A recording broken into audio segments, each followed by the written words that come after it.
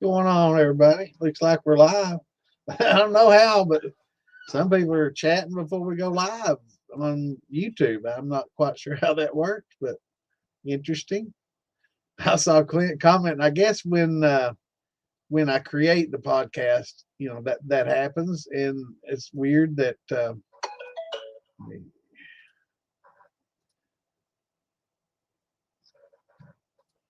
fix that. But I guess when I set it up, even before I hit the go live button, it's already sending information to YouTube, and they're able to comment on YouTube already. And I guess to YouTubers, it looks like it's live already. So, what's up, JJ? Good to see you, brother.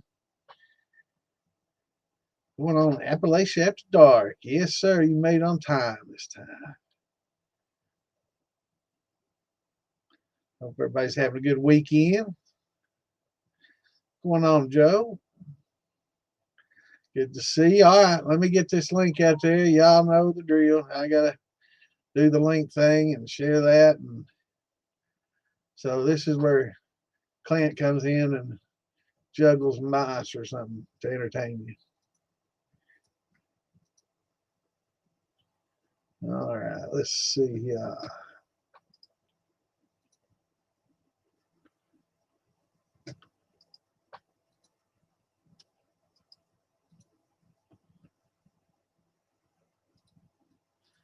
Takes me a minute. I should have had these open already.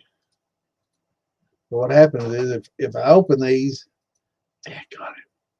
if I open these up and somebody sends me a message, I get that same message in every window I got open, and it bogs down. I shouldn't tell people that. They'll do that just to mess with me now.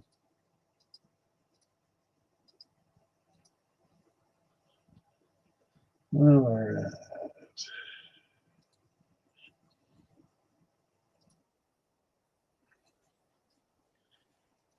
I got the link copied.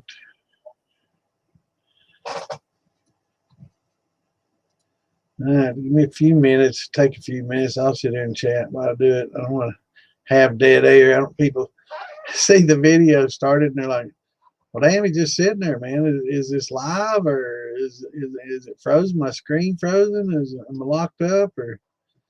So I don't want to just sit drop jaw looking at the screen and people like, "Well, damn, what's wrong with him, man?" I think I got something wrong with me. Others, people that know me, know I do. It's funny.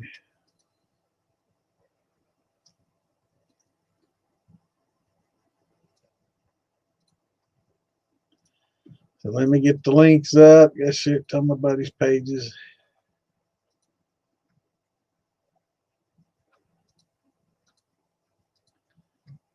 And do it right. And also give kind of a little peek at their pages, what's going on some of them. And see, some of these looks like, damn.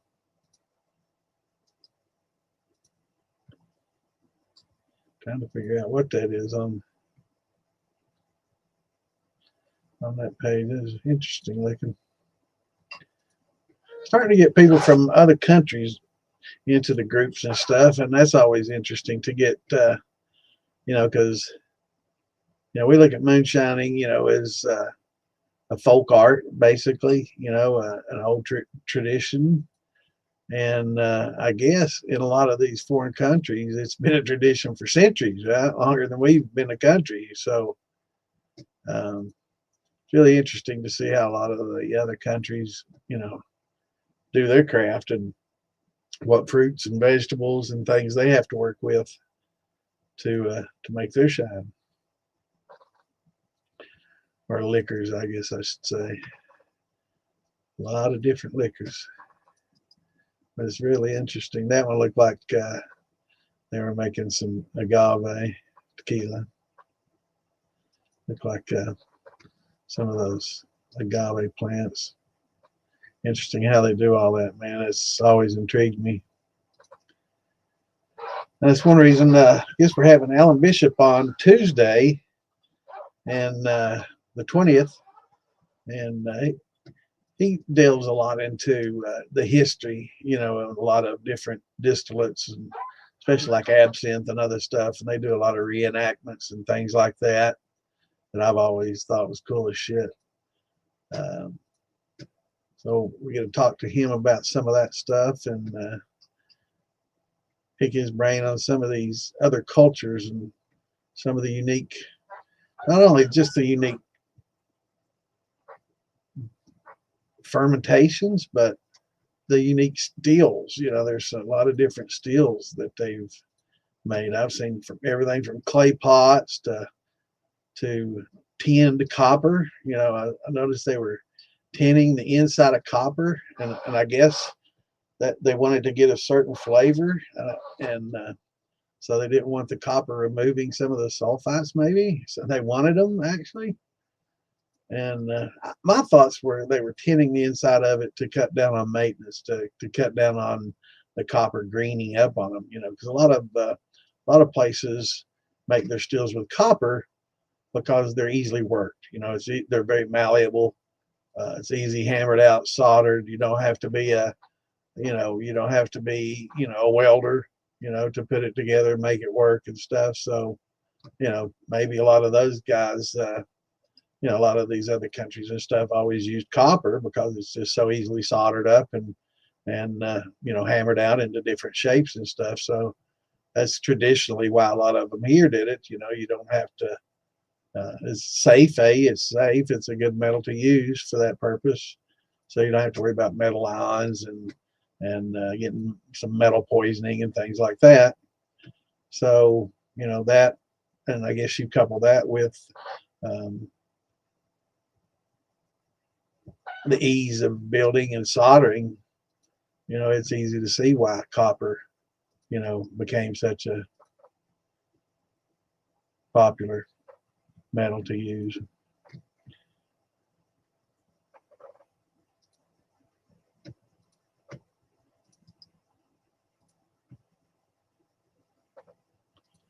I remember seeing.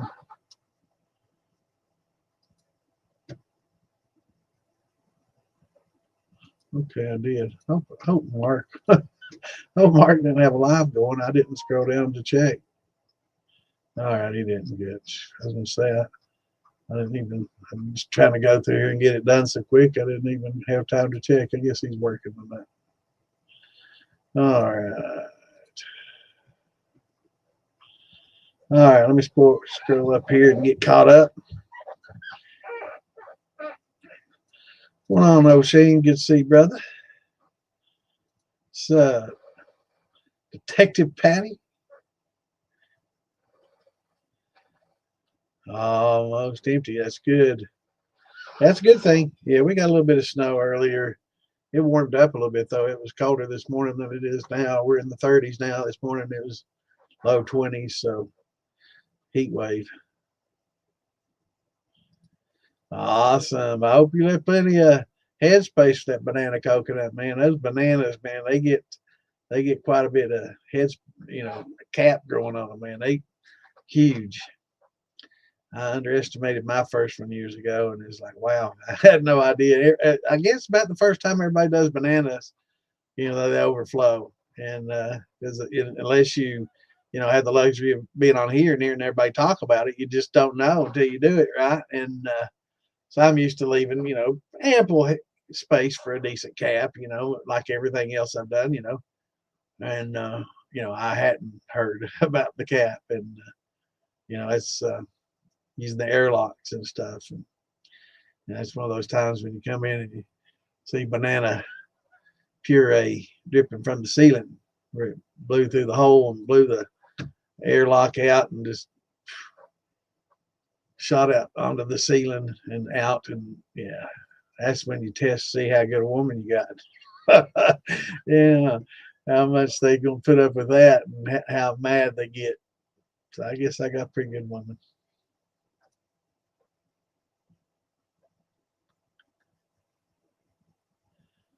I just share the link to all the different groups.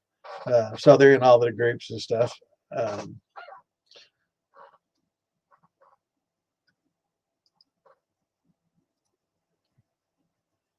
but I'll put it in here just in case somebody wants to click it and go to it that way. I guess I don't know where it'll take them. I guess they'll be able to see it. But as far as link and getting people on the show, we don't do on this one. We don't do like we do a Friday shit show and American and whiskey. We invite people on, and it's more of a talk show where people just talk and not engage the viewers as much. This is all about the viewers and the questions and answers. So we don't bring people on and do all that. It's just too many people talking, too much distractions, and we want to try to focus on you all, and that's hard enough for me to do, and keep up. So I always get behind. So yep, Clint handles the chat, and I'll get on here and handle the video and the long-winded answers, and works real well. But Tuesday we're going to have Alan Bishop on, a special guest. From time to time we'll have special guests on, distillers or people in the industry, very knowledgeable people that we can sit and chat with, and y'all can ask them questions too, and just kind of help draw some attention for them, and find out what they're up to, and give them a plug. And most of them will be distillers or people that run distilleries or worked at distilleries like Clint. So people in the industry maybe, or some individuals that are craftsmen like Wayne at Ozark. We may bring him on sometime and talk about steel building or something like that. And he can ask, y'all can ask questions about building steels or something like that. We may bring on some other steel builders, and you can talk to them about the DIY, and how to do it yourself, how they got started, what equipment's essential, things like that. So that's the type of guest that we'll bring it on, things like that. But yeah, I posted it for those that want to check it out. But I mean, you're seeing it, it's the same. But yeah, it's cool. Yeah, that's a good idea. I should do that every time, just post that up. So, but wherever people are watching it, if they can see that link, they're already watching it. So I don't know if it might help some people. We'll put it up there though. It doesn't hurt anything. How would you make a strawberry watermelon moonshine?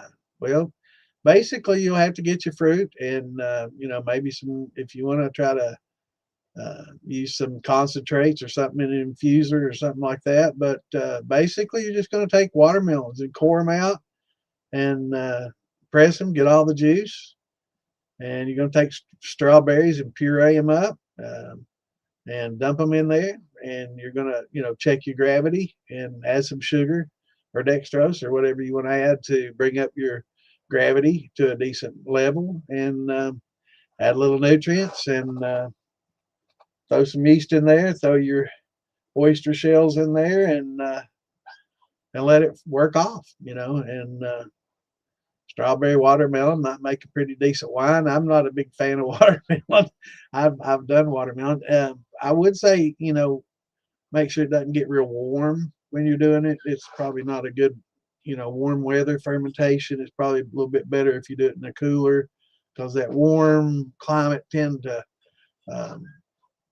cause them to get a little mashy. Some people say use a bunch of core. Some people say use no core.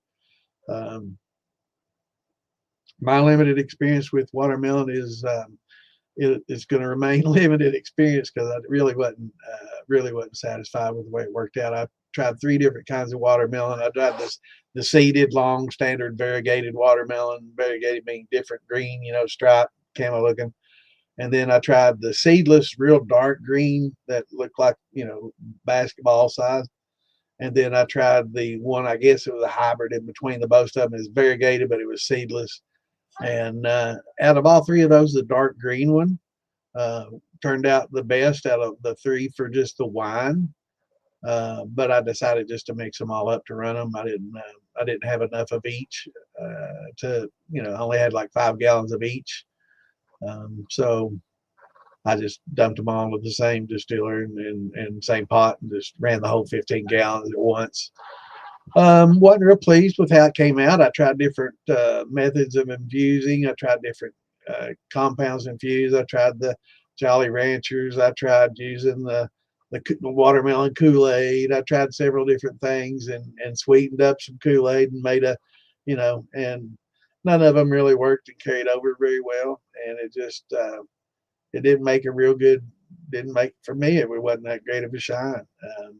Others we tasted we all had a competition, and some of them turned out okay, got a little bit of watermelon flavor to them, and turned out okay. But for the most part, I'd say maybe 6 out of 10 tasted about like mine did, not all that good. And about uh, a few of them kind of were okay, and one of them kind of stood out as a little better than the rest. But um, not really something I would spend the time and money to. Now, if you're getting free watermelons, it might be something worth your time and trouble. But as far as me spending, $2 or $3 per watermelon to try to get up, 20 of them, spend $60, no, that's not going to happen again. I could have bought a lot of corn, and hell, I could have got some good heirloom corn for that, and had a better run. But it's I'm not trying to discourage you, but set your expectations high. But if it doesn't turn out as well as you think, but I will say strawberries, they're surprisingly low in sugar content. When I first made strawberry wine years ago, um, I was really surprised at how much sugar I had to add to the recipe to get it up there. And I was using almost pretty much just about just strawberries. Wasn't a lot of water with it, and it's very expensive too. Fruit's expensive, so if you can find a fruit stand that um, has their fruit that's just about going bad, and they're not wanting to sell it anymore, or get one of these places that sell it, once it starts going bad, before they just take it to the dump and plow it under or whatever. Um, if you can get fruit for next to nothing, well, there's a few places that we know of that do that. Maybe a grape or two on it, the whole thing starting to get a little fuzzy. You can clean them up, wash them up real good, and maybe throw a few away, and the rest of them be okay.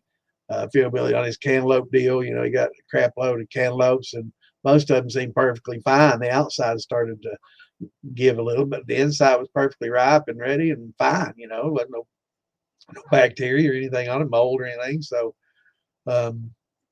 if you can get them that way, it's a good deal.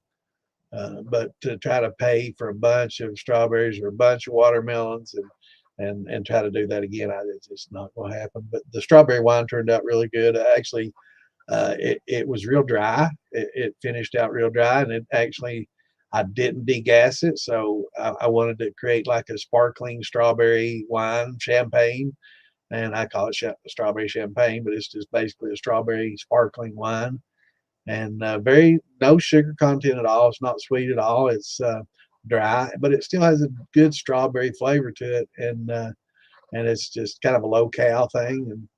And some of the gals that I get my bottles from, I'll take them a bottle of it every once in a while, and they save me wine bottles for my wine, and yeah, I'll give them a bottle of that, and they love it. A good question, and good luck with it. But just basically mix all your fruit together, add what water you want to add. The more water you add, the lower the flavor is going to be. You're going to dilute a lot of the flavors. So if you do add water, add concentrate to help that along. Some people like using just fruit juices, regular fruit juices, and other fruits and stuff. But yeah, you just use your hydrometer to make your recipe for you. Everybody wants recipes, and basically, if you have a hydrometer that calculates the amount of sugars in there, you can make your own recipes, right? You just add whatever you want to ferment, a little bit of water, and start testing the gravity, and add sugar, water, syrup. Basically, you heat up water, add the sugar to it, and concentrate it, so you don't add a lot of water, right? You just add the sugar and make a syrup out of it. Or you could do the simple syrup, and invert the sugar. um, and then you can just add that until your gravity gets to where you want it to be, 1070 or 1080, something like that. And then work it off. Throw in the oyster shells, and make sure your pH is decent starting pH, and Throw in your yeast, get you a good wine yeast, and give her hell. Yeah, actually, sweet corn makes a great shine. It's just, again, the cost of the ingredients. If you farm corn, or you live next to a farmer and they just went through and harvested all their corn, and they leave half a ton of corn laying in the fields for the birds and animals to eat, hell yeah, if he'll let you go out there and pick up all the ears you can and bring them home, and either grind them up, wet. And some people use cob and all. There's no corn cob shine recipes that you can make shine out of corn cobs if you want to. It's really hazy, but yeah, it makes a great corn, but it's just expensive if you're trying to buy corn. It's like 20 cents an ear, 5 for $1 if you can find it cheap. That's a cheap price. Some places, it's like 50 cents an ear, so it can get expensive. I mean, if you got a 5-gallon pot and you're doing small batch, it's not so bad. But if you're doing 20, 50 gallons, it's, cost gets up there. And, once you do some yellow dent and do the yellow dent, and then maybe add some of this sweet corn to your thumper, or some cream corn to your thumper to help infuse some corn flavor, that goes a long way too. That helps a lot too. And that's something I would do with sweet corn, because it doesn't take so much, right? And that flavor will carry over pretty well. But yeah, it's great, but it's just expensive. It's sweet corn is expensive.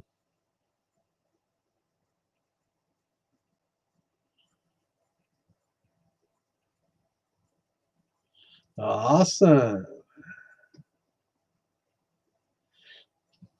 What's going on, Steven? Good to see you, brother. What's going on, Pat? Good that you're here. I'm already, God bless, I'm already 15 minutes behind. I guess that's long as right.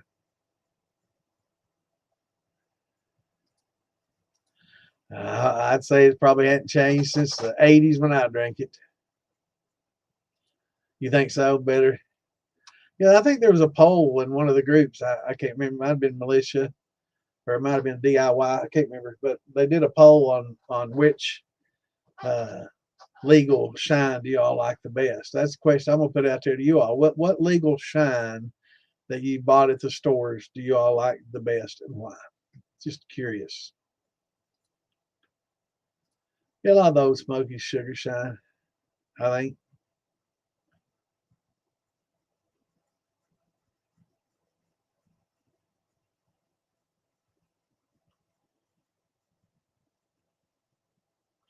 That sounds like a plan right there.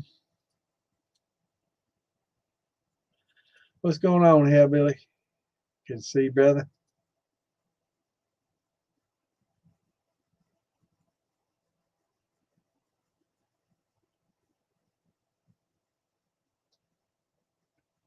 Yeah, I'd heated everything up along with watermelon and everything. Just that way you kill all those bacteria and all the bird shit and all the other shit that's on there, and wild yeast and everything else. I like to heat mine up for that reason instead of using them Camden tablets.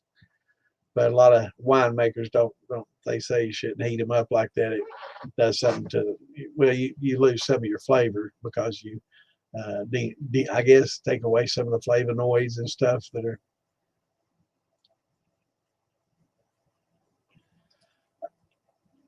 No, I haven't done. Well, I've done post flavoring with salted caramel, so I guess it'd be similar. But yeah, you definitely don't want to do it while it's fermenting. I know you know that, but I have done salted caramel, which works well.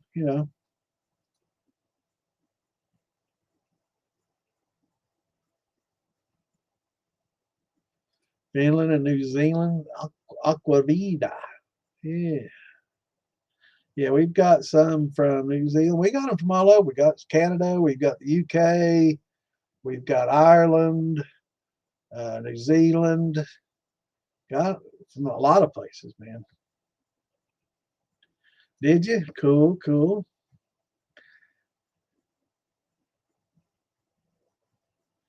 No Tracy up too.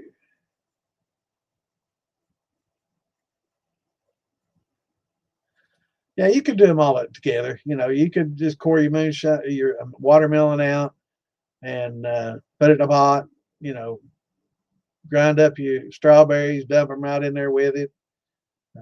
Pour you the water in there that you need to cover the fruit, cook it, and then add your sugar and work it off.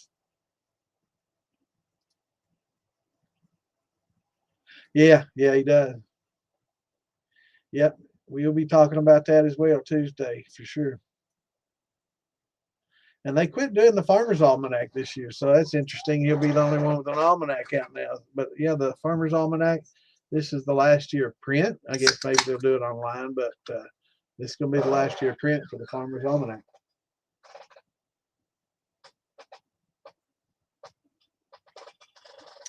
Yeah, they have for many, many thousands of years.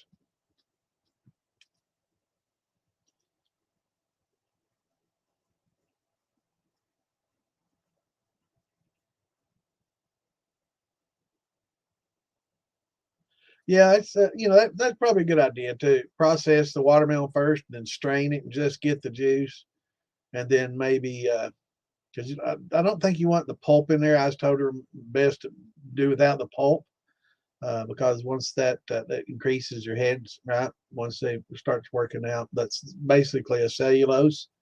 So you really don't want a lot of that getting broken down, creating kind of headsy. So yeah, probably best to work your watermelons up and strain them and get all just the juice, and then do your strawberries. Good point.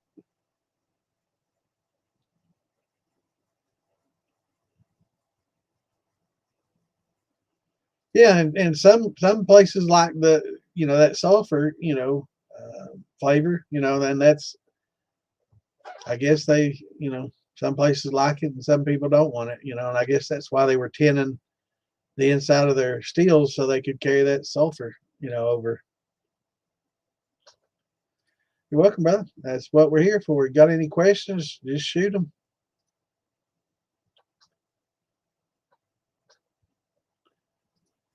Yeah, like I say, you just break up all your watermelons, remove the seeds, and strain them. Just strain them in a mesh bag or brew bag or whatever, and press them out real good, and then get just the watermelon juice, and then you can break your strawberries up and puree them in a blender or whatever, and just dump them in. Because the pulp of the strawberries, you probably could add a little pectic enzyme to that because it is a meaty fruit, and help break some of that down and get a little bit more flavor. But I'm trying to find some kind of preservative-free concentrate or something to add to it to help keep a lot of the water that you add from diluting the flavors, and to help make some infusion juice.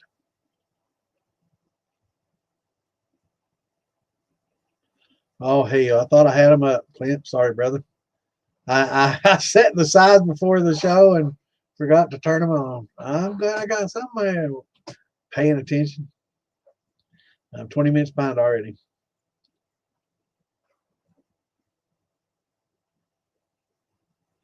Okay, the oyster shells, they'll go in right when you pitch yeast, basically right at that time. The oyster shells serve as a buffer. Okay, during the fermentation process, organic acids are developing, and depending on the mash that you got or wash that you got, sometimes more rapidly than others. Like high sugar washes and high sugar brandies tend to create more organic acids and faster than like a grain would. So for a lot of those, especially ones you're adding sugar, whereas in the grain, you're generally not going to add sugar a lot unless you do a different recipe. Um, but the more sugar, like the tequilas, a lot of these, will create a lot of organic acids.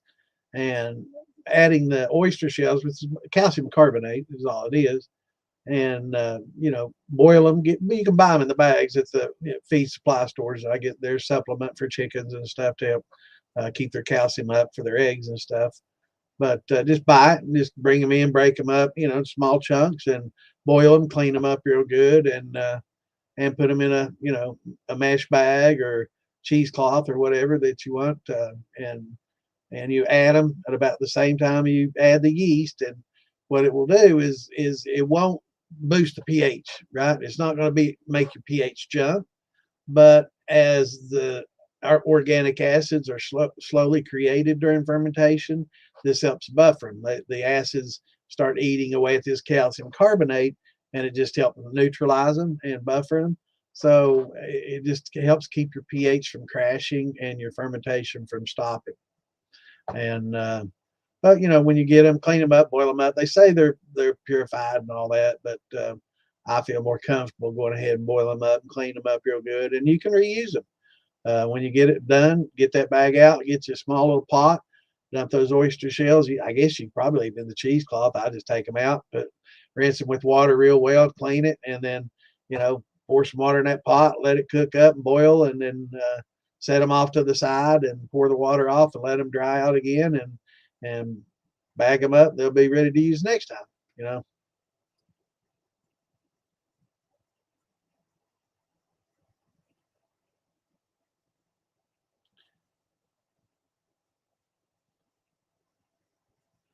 Yeah, man, you got to watch out, especially if you got a copper steel, man. Don't let them tweakers and crackheads see that, man. They'll steal it, sell that copper in a heartbeat, man. What's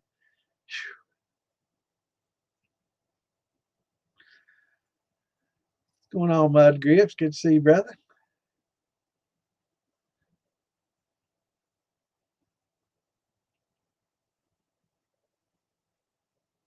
You got your black tea wine done. Awesome, awesome. So is I guess it's a kombucha.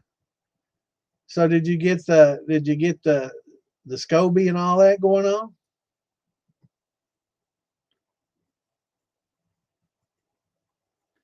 Awesome. Well, we definitely want to know how it's coming out. That's exciting, isn't it? When you do your first one.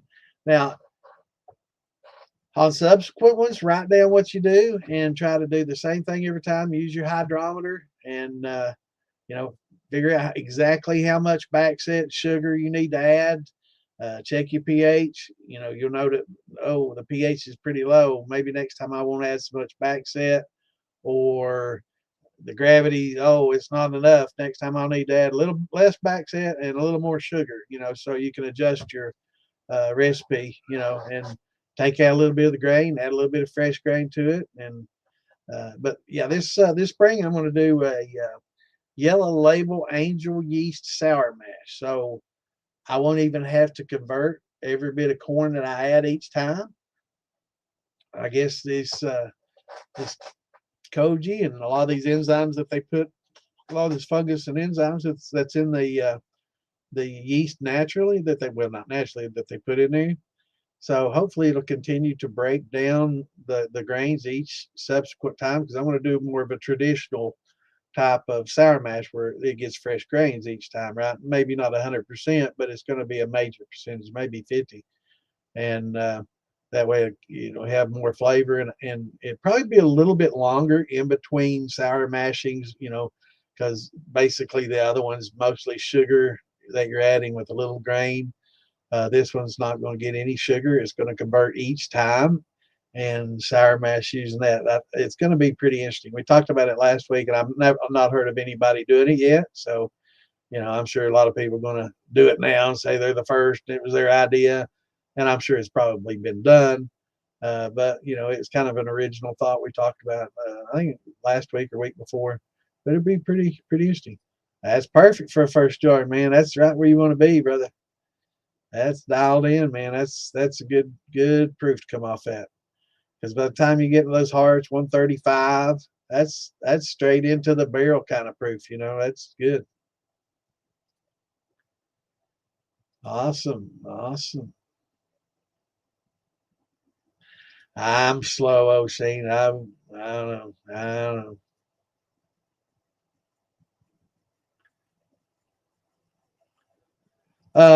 Yeah, we're on Facebook also, but not Fieldbillies. Something happened on Fieldbillies, Fieldbilly Moonshine's Facebook page. They said one of the podcasts or one of the lives or something that was done through there had cussing or something. No, drug references on it or something. And we thought it might have been from this one, because every once in a while we'll talk about certain toxins and stuff from certain things, that you don't want to do. And like some of the apple seeds and cherry pits and things like that, that has toxins in it, and those same toxins are a lot of the same toxins that are used for drug synthesis. And so we might have touched on something like that. I don't think that was the case, because Clint and I watched our podcast over, and so did Damon and Tom and Phil, and it's like, well, there wasn't nothing in there, nothing out of the ordinary. I mean, hell, that was mild compared to some of the shit show talks we have and stuff. So not really sure where it came from. I guess somebody created some malts, mass reported him, and just got, a little hate thing going on there. And so, but yeah, we're still live on Distilling 101 and on the Moonshine Militia Facebook page, but not Fillbillies. And strange that it went only to Fillbillies, not the others, because if it was true, then they would have seen that it was cross posted with these other two groups, and they would have done something with that as well. But they didn't. So I don't know. It's a lot of haters out there. And Philly has got probably 500,000 followers and stuff. So he's probably some people are jealous and want to be haters, and he may have said something that tweaked one of them, and they just started mass reporting and getting all their little social justice warriors to mass report or something. But we haven't figured out. They hadn't told him, and hopefully it's just a temp ban. So we'll just have to see. But definitely gonna have to push, and because I don't, even if they bring it back up, I probably won't stream to that page again, because that's Philbilly's livelihood, right?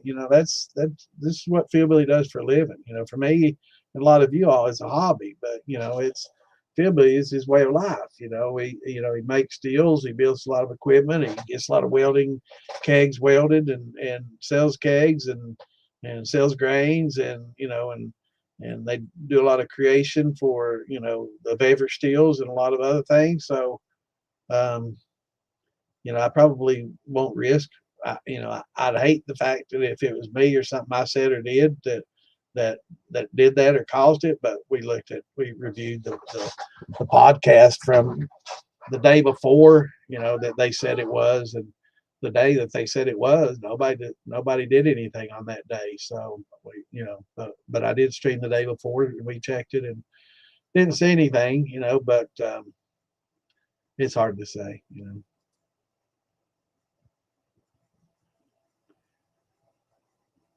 Sounds good, man. I like it. I like oats. I like using oats with pine. I like having wheat in it too. So it gives it a soft, sweet smell. Gives it a soft, sweet flavor. Yeah, man.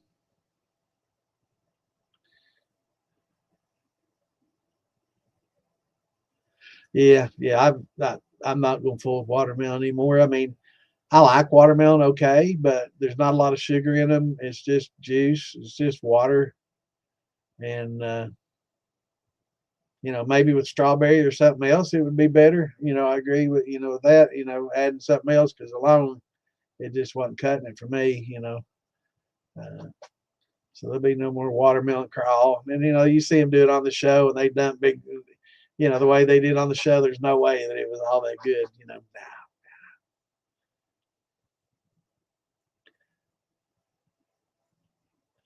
Yeah, I don't either, brother. Yep, they steal everything. And I got a good story. My dad had a house he was renting to this old lady for Lord since she was a kid. She'd been living there since the 70s, and her parents rented it from my grandparents. My grandparents sold it to my dad, and he had it forever. She lived there forever until she passed away, and we went in and renovated it. We basically gutted it, but in the basement there's an old cast iron heater, and I mean it was a big old cast iron, huge.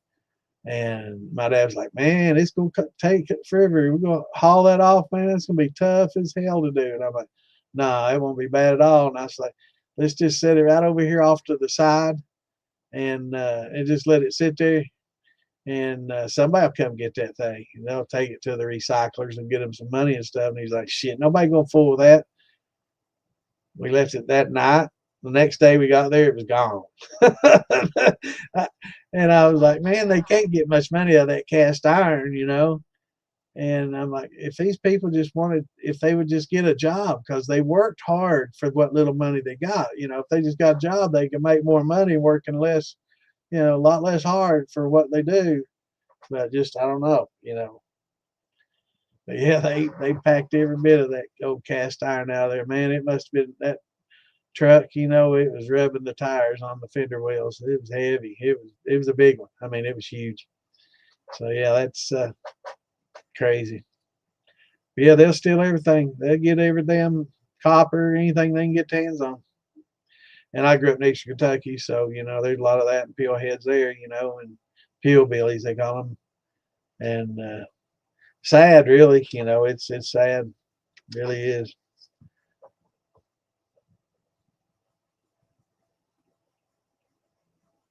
Yeah, now adding liquor to watermelons, yeah, I've seen, you know, cut a hole and just, you know, dump some in there, and a little bit of rum in there or something, or moonshine in there, and have a little fruit, you know, that way, post flavored. Yeah, actually, moonshine with the post flavored with those Jolly Rancher candies is pretty good, you know.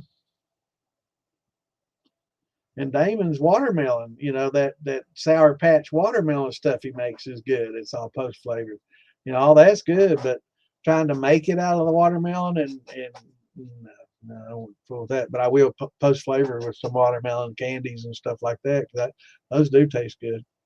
I like Damon's that Sour Patch shine he makes. He's got it's sweet and sour at the same time. It's pretty good.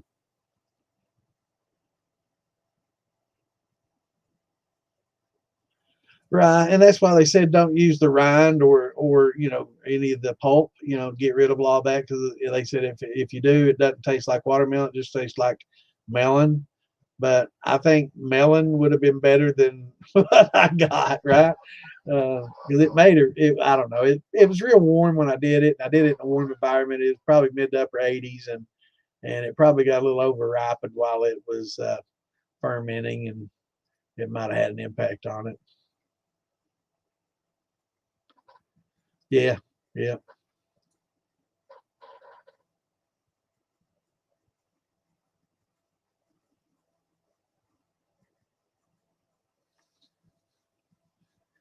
yeah. That's funny. It is a time of rosing up the cheeks a little bit. I'm gonna try some more of that honey shine, Mike. Damn it. If I can get over here without burning myself on the heater.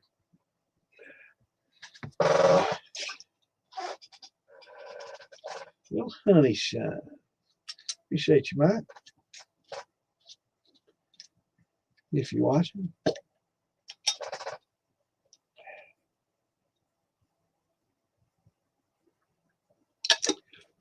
That'll definitely rosing up your cheeks a little bit.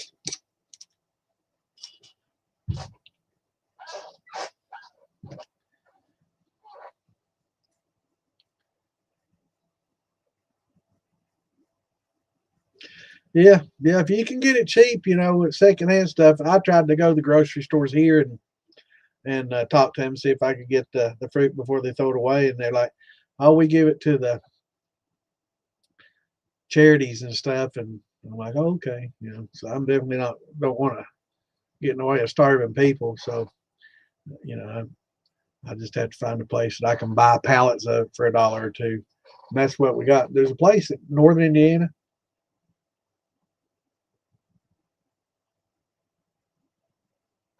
right up near Illinois, and they sell a lot.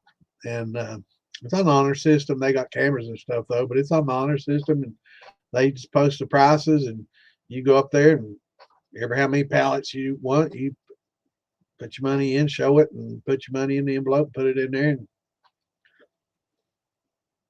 and that's the way to do it. You know, because I guess they get it, and they perform a service for all these grocery stores and fruit stands and stuff. They just come in and load up, take it away. I guess they tell them they're slopping hogs with it, or just plowing it under, and they take it and they sell it by the pallet, and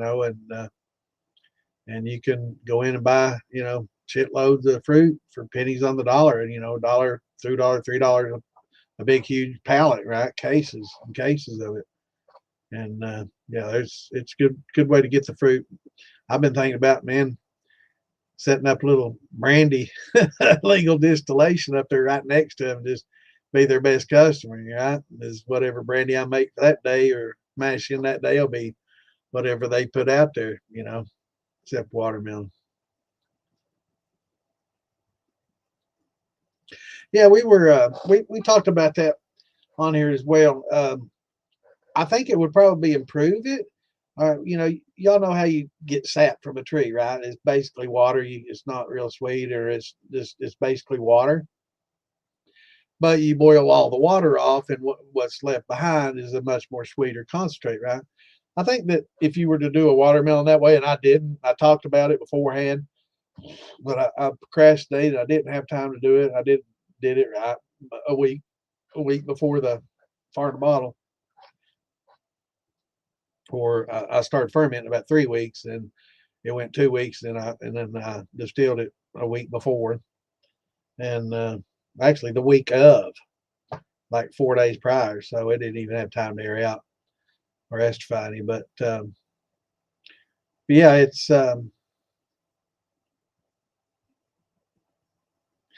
takes a lot. It took a lot. I had I'm trying to think, maybe 40 watermelons for 15 gallons. It took a lot. I don't even think I had quite 15. It's probably closer to 13, maybe. I did it in 5-gallon, fermented in 5-gallon thing. So it was probably 13 gallons. But yeah, not a lot. You is transmitting. And I is still behind. R2 at 130. Awesome. Also, I want to show something somebody made for me. Check this out. Let's plug this bad boy in here.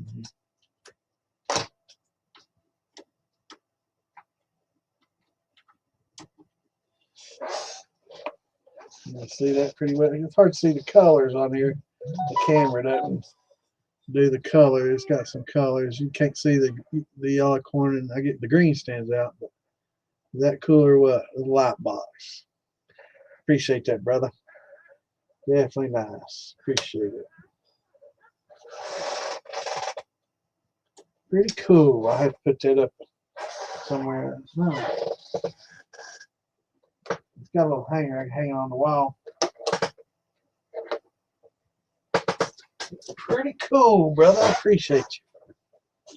What's going on, Brian? Good to see you, brother. And just 7 minutes behind saying that. I hope you're still with us. Yeah, that's what you want. Get that. Yeah, go to a discount store. Don't buy those name brands. Get something cheap.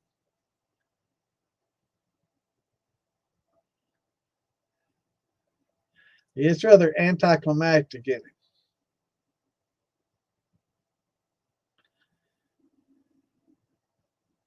Georgia Moon Peach.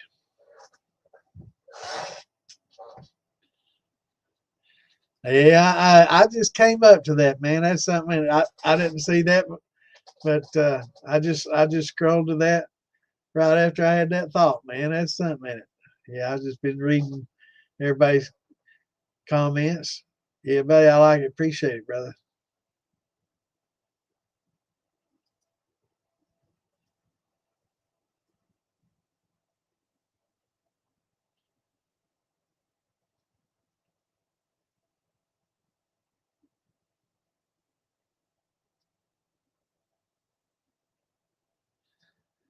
Yeah, the climax isn't. I've tried it. It's probably not the best that I've tried. I like the Georgia Boom better. I drank a lot of that young when I was younger, and but it wasn't as good as what we could get locally. That's for sure. But actually, it's a little bit cheaper.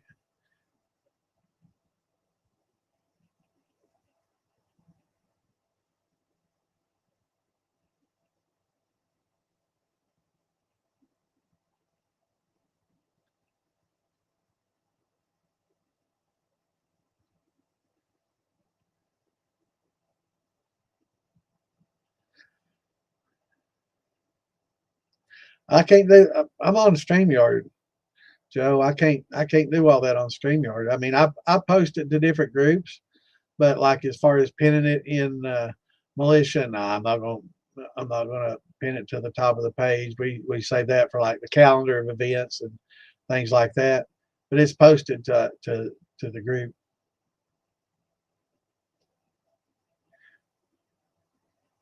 Yeah, we've had people from all over. Yeah, we had some from Africa. We've had them from all over. What's going on, Moonshine John? I'm sorry we're so slow. I hope you're still with us, and I guess every once in a while I try to let people know every few minutes how far behind I get, and I am. But yeah, definitely good to see you on here, man. Shining in Texas, 50 years now. That's about me and you've been going at it about the same amount of time then. Oh yeah, hell yeah, yeah. That stuff store bought. In their defense, it's a lot tougher to do huge batches like that and do it cheap, and it's more of a novelty and cheap and expensive for what it is basically. But it's not good corn liquor.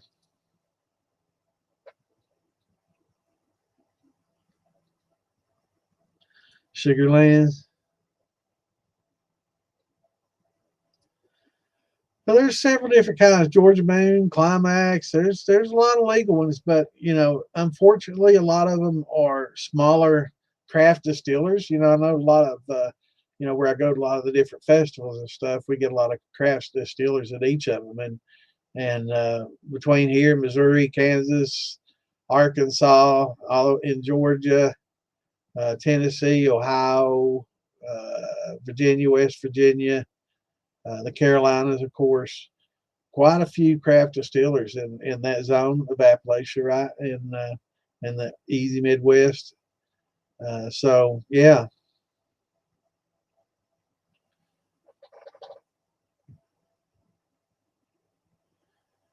so yeah, it's there's quite a few of them, but they're not in all the stores, right? So it's a little tougher to find them. Yeah, watch out for the tweakers, man. They'll steal your smokes.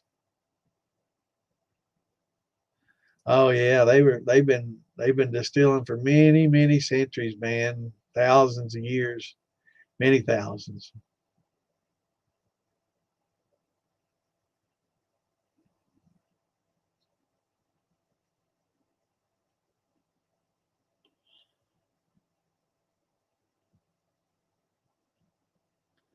Yeah, yeah, man.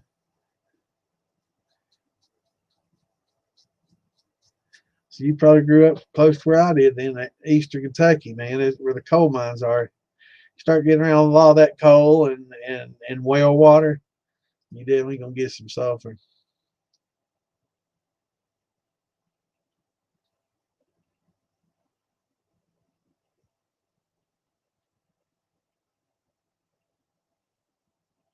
Yeah, anything, cheesecloth, whatever.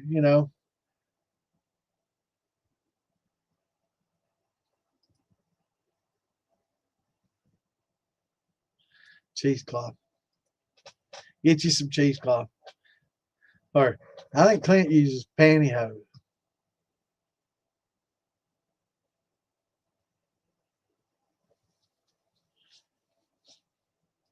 What are you talking about, man? You've been going home for a few minutes. A, I can't pin comments in StreamYard. B, I shared it to the groups I'm going to share it to. C, I posted the link. I don't know what you want me to do. And at this point, it's my show. It's quite successful the way it is. I'm not sure what you're talking about. Pinning it where. Um, I mean, obviously you're watching it, so it's working.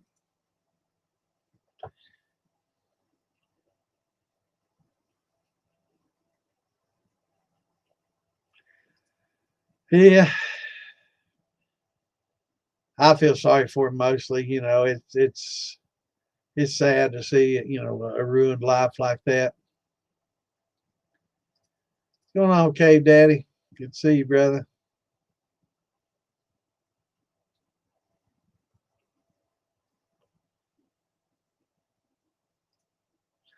Really? I guess if he can't run the show, he's going to leave the show. Huh? Good to see you, brother. I don't know what it is, man. I don't know, attention maybe. I mean, I like him. I like a lot of his comments and stuff, but I mean, he's trying to tell me to pin shit. You don't pin in here. And I guess he's wanting to get on the show too, and me give him a link so he can get on here and go on and on and on. This ain't a shit show, brother. That's for Friday, so you can do it on Fridays, and if you don't like that, then I don't know. I don't know if that's the same fella that we're talking about a bunch of stuff a few weeks ago, but yeah. What's going on, Scott? You're tardy again, man. 2 demerits, and I'm behind again, so that's 5 for me. And I guess old Joe Haribo was mad that I'm 20 minutes behind, so I wasn't commenting every time he posted something. What if?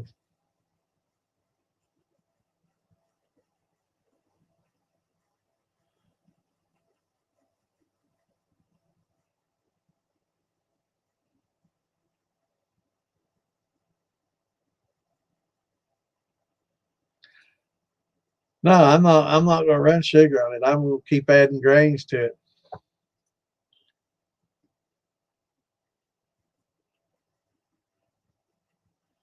Really? It must have been temperature or something else because it's generally pretty temperature tolerant in the 70s. Actually, EC 1118 likes the high 70s, and mid 70s. So pH, I don't know what would cause it to stop. And I do know that I did some with EC 1118 that stalled, and it was just old, right? And it just, well, not so much old, just denatured. It just wasn't as effective, so I had to use more, and it picked back up and finished.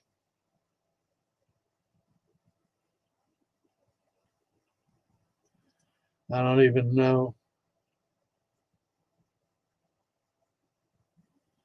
Yeah, I don't even know what all that's meant.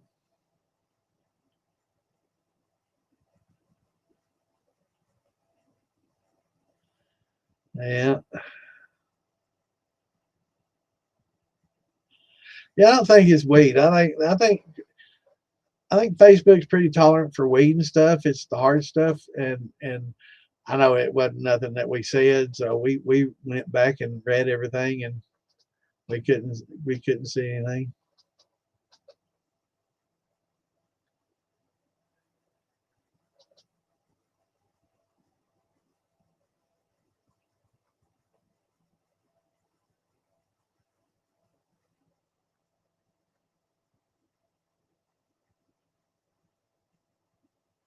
Yeah, I feel sorry for him.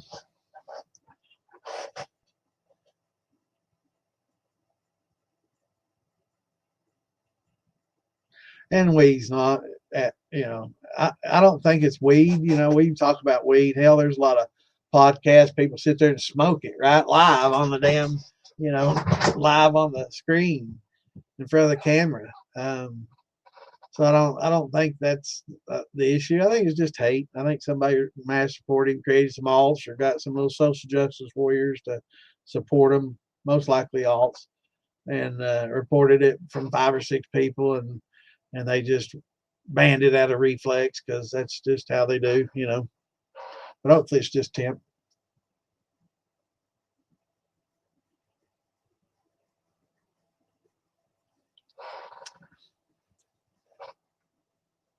And hopefully he can post his videos. It may be just his lives that he can't do, but still, hopefully it's just a temp thing.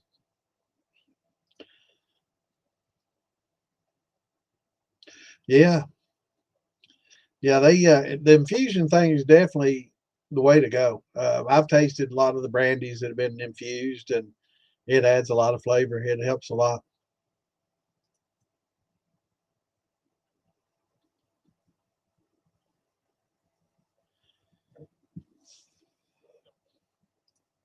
Yeah, I used to smoke it too, and I've kind of quit here recently. I've smoked within the past year, but Last 6 months, I've slowed down and about quit.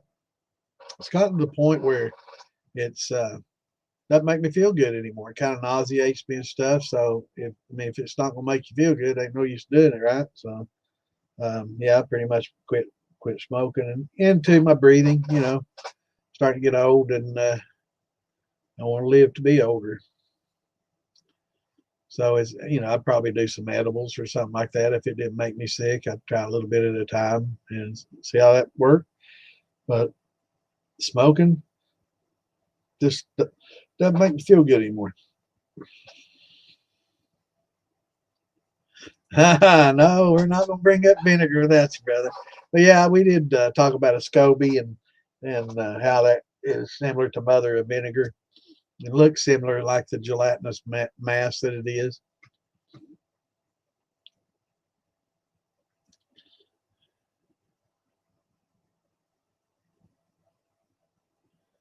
Yeah. Now look at them, man. They're $3 on sale, $5 or $6 each. Man, it's crazy.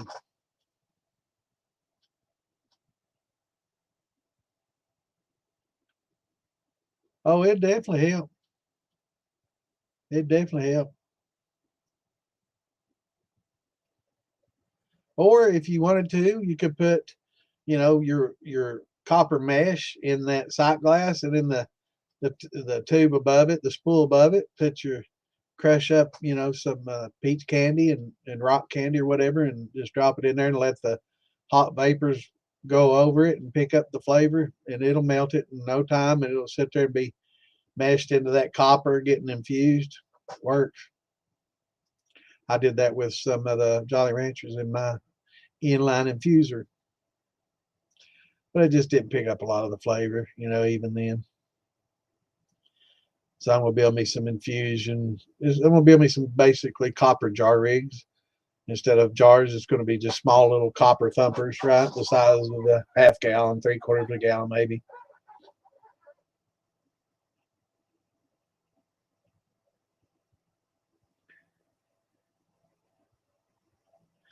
Good to see you, Foxtrot. Yeah, I'm all right. Some days are better than others, brother. But we're still vertical. And I'm just 13 minutes by now. Get caught up. Yeah, it is. Thanks to Hellbilly. That's a nice light box. It sure is. I appreciate it, brother. I can't believe I turned that on and did that right before I read his post.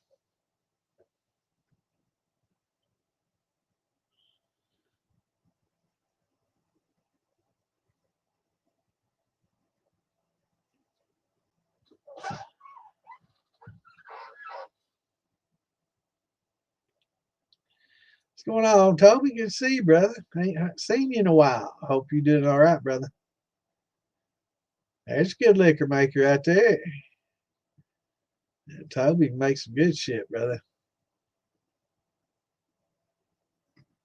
He makes some damn good corn liquor and honey liquor. A lot of it too. Yeah, Toby does a fine job. Yeah, he's a pretty good fella. I know his dad gets on here and watches us sometimes too. Victor, good people.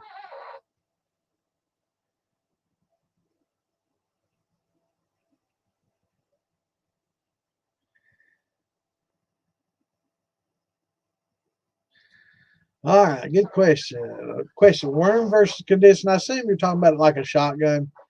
Um, there he is. A worm is definitely the way to go. In a shotgun condenser, it's condensed very rapidly, which isn't necessarily the best thing. Whereas in a copper condenser, it's more of a slow process. Also, you get the benefit of the copper removing the sulfurs, but it seems to be a little slower process. Also, you have the benefit of a larger reservoir in a flake or barrel or whatever you want to call it. We called it a flake back in the day. But the container that you put the worm in, so you have a larger reservoir, which tends to um, maintain a certain temperature better than a shotgun condenser, and easier to maintain that temperature, whereas a shotgun condenser is constant in and out, constant in and out, and you have to, you know, adjust it. Space wise though, you know, the shotgun condenser is very, you know, compact and easy to use in a small area. And you can use water from a large reservoir to feed into your shotgun, so you know that doesn't have to be as big a problem if you do that. But if you don't, then you know it's going to be a little bit tougher. Now, as far as a Liebig, you know, I've never been a real big fan of the Liebigs. They're very easy to make, and they work. But I definitely prefer a shotgun or a worm. Probably worm would be the best. Um, and if you do decide to do a worm, just buy a coil, buy a copper that's already coiled up. Everybody's, oh, it's soft. It doesn't matter. You know, we're not, you know, putting a lot of PSI on it, so it's not withstanding a lot of pressure. It's already pre-coiled for you, so it's easy to do. You don't have to worry about kinking it and ruining it and all this shit. And it's just so much more beneficial, you know, and easier. And just get that 5/8, you know, coil, and it's so easy to do. And just, you know, it's already coiled up for you, and you don't have to worry about packing it with sand and, you know, or air and all these different things people do, or force water into them and put it under pressure and cap the end off and put it under pressure to help keep it from kinking. You know, I've heard so many different things that they do to try to, you know, do that. But yeah, a worm is definitely preferable but it's more expensive and it takes up more space. You have to have room for that big barrel and flake. Whereas, you know, a lot of people that are doing, you know, stovetop type distilling, or, you know, tight quarters type distilling, that don't have, you know, the benefit of an area that they can do that in, or worry about, you know, leaking or dealing with a lot of volume of stuff, then, you know, you can use a little pond pump in a cooler, or you can go directly from, you know, a sink with a little pump into your condenser and then out. So um, I would say it would, you know, it's definitely depend on uh, on that. But yeah, I prefer a worm if you got the room and the money to get it.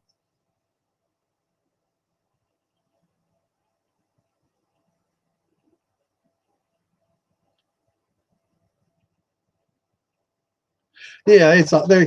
I'm pretty sure you meant shotgun condenser and Liebig, you know, as a condenser. But I would say that the worm's probably the best, shotgun condenser second, especially if it's a copper shotgun condenser, because then you have the benefit of moving the sulfites. But yeah, I'm not real fond of the Liebigs. You know, but they work and they're simple and they're great for that. Yeah, maybe you're able to get some of that Justin Meredith, some of that taco. Man, he sent me some taco shine. It's awesome. Really good stuff. Yeah, I like old Justin. He's a good fella. Good guy. Great guy. Yeah, he's a really good guy.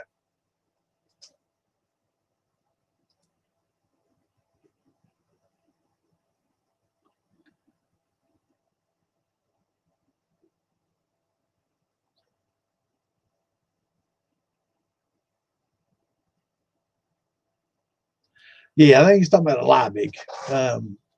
Yeah, the Liebigs, you know, I'm not real fond of, simply because of the speed that it has to condense at. It's really fast. It's probably the fastest, and the faster you condense, the generally the lower the temperature is going to have to be. And I mean, it works, and it works in a pinch, and it's simple.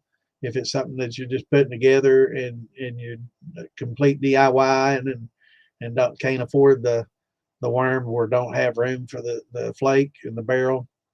I mean, it all works, you know, but worm's probably the best way to go. Shotgun second, Liebig being the third. Are you getting lit up like that sign? Yeah, you got lit up. That's the sign lit. I'm about to get lit. Somebody didn't say shots. They should have.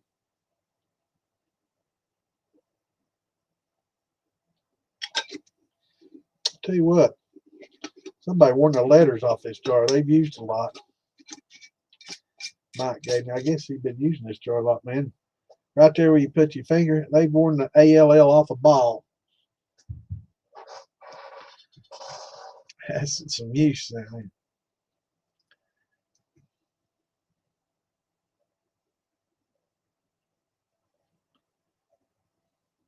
110. Oh, are you going to save your tails and run it all the way down? You don't have nothing to apologize for. No, it's fine. I knew what you meant, though. I mean, that's the three basic types: is a shotgun condenser, a Liebig condenser, and then the worm, coil worm. But you're good. No need to apologize, brother. There ain't no silly questions here or bad questions. Ain't no stupid questions, man. And that's the only way we learn, right? Is by asking questions and reading. What's going on, brother? Good to see you, Jim.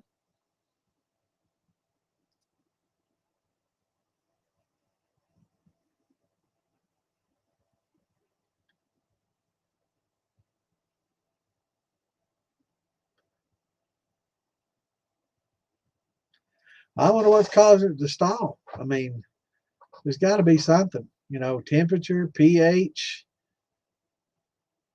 or maybe maybe your hydrometer is seeing fermentable sugars that isn't fermentable, right? I mean, or I'm sorry, seeing sugars that isn't fermentable. That's a possibility. A lot of people say, "Oh, it stalled," and I'm like, "Well, what was it?" And they're like, "Oh, it's molasses." And I'm like, "What's it stalled at?" And at 1.1, I can't get it finished. And it's like, well, we're corn liquor. A lot of times they don't get a good conversion, and it still shows those complex sugars in there because the hydrometer doesn't know whether they're fermentable or not, right? So the hydrometer is showing sugars, but it just won't ferment anymore, and sometimes you just get unfermentable sugars, and that's.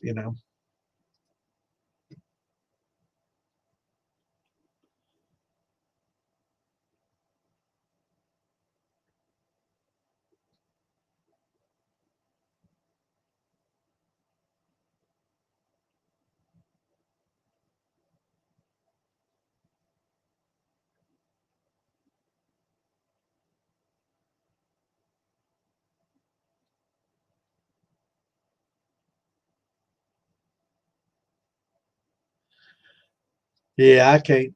Man, I used to smoke it, fairly regularly. But when it gets to the point where it doesn't make you feel good, it's like, why do it? And I don't know if it's just the strength of the stuff today, or just me getting older, or other, health issues that are causing it. But it just doesn't make me feel good anymore, man. It kind of makes me nauseous, nervous, it upsets my stomach, and I ain't no use in buying it and paying that money and going through all the trouble, and if it don't make you feel good. And smoking it, I can tell the next day after I smoke it, my little harder breathing, a little chest, and so it's just, we get to a certain age where it's like, I want to see my child grow up a little bit more, so I might have to give it up.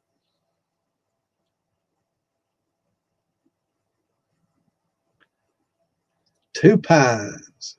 2 Pines makes some pretty good stuff. Have you heard of that 2 Pines? You probably have, but you probably have that 2 Pines distiller. I think they're out of Kansas, and they gave us a piece. Let me go see get that bottle. I think it's in here.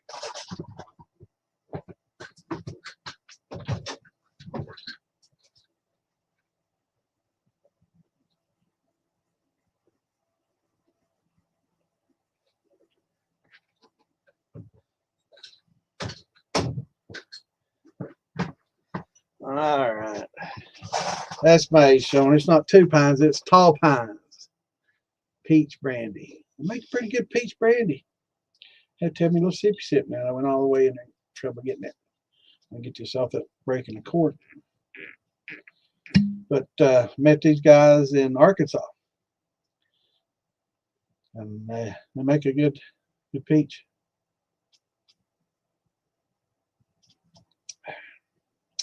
Damn good peach. post. It's got some post flavor, but real good. Kind of tastes like my Olive Nation peach. So it might have gotten post flavored with that. But they're out of Missouri, not Kansas. This outfit's out of Missouri. They were down there in Arkansas last year. They weren't there this year. Well, in 2025, but that was from 2024 when they were there. And that was yeah, that was their first. They've been going since 2014, so I guess that's their 10-year anniversary right there. Yeah, that's pretty good. And I saw 2 pines. I was like, yeah, that's tall pines. This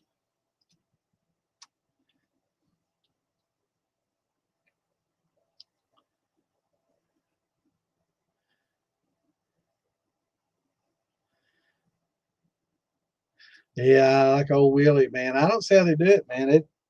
It hurts my lungs anymore, man. I wake up next day and it's a little harder to breathe. Nah.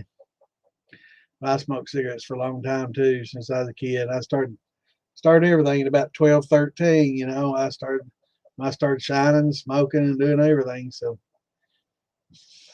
everything.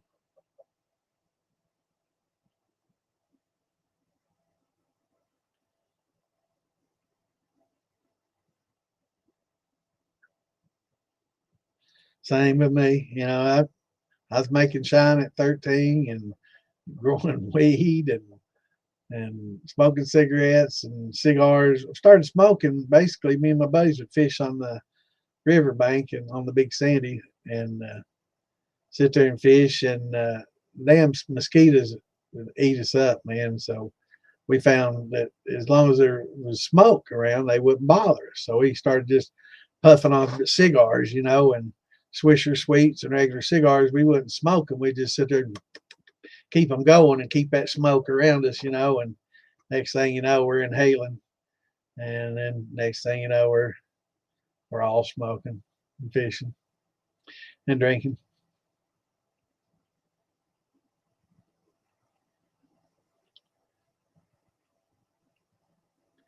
Yeah, it is. Post flavor is the only way to go. And it saves so much. It definitely is so much more flavorful.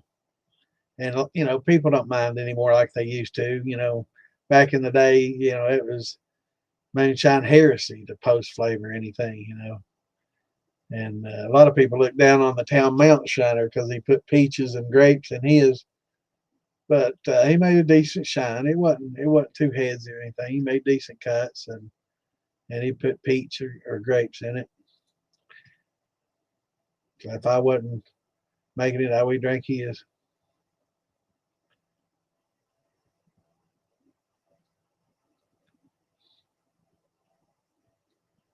Yeah, more of that couch crushing indica. So, Miss Lisa, good to see you. Hope you're having a good weekend.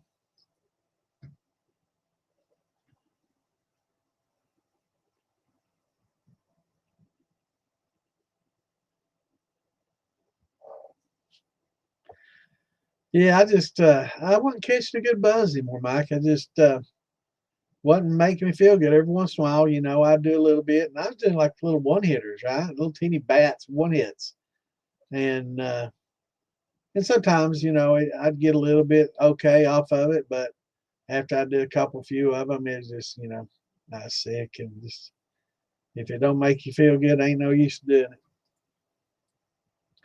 Yeah, well, you know, one of those auto wrecks.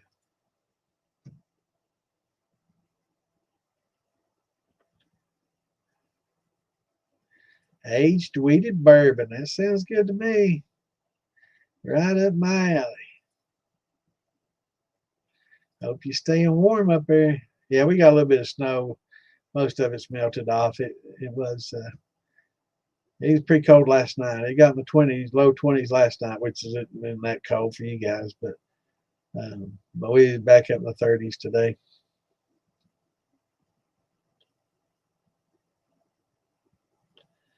That's good, brother. Yeah, we all do. You know,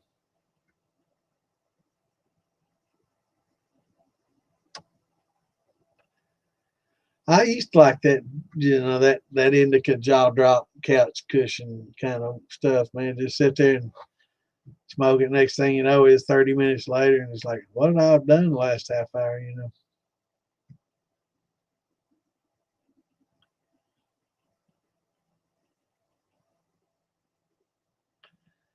Hybrid. Yeah, me too, Victor. I, if it don't make you feel good, ain't no use in doing it. This stuff they got these days, it's just, I don't know. I don't want to sound like a wimp or anything, but it's just too damn strong, man. It's not the same. It's not the same.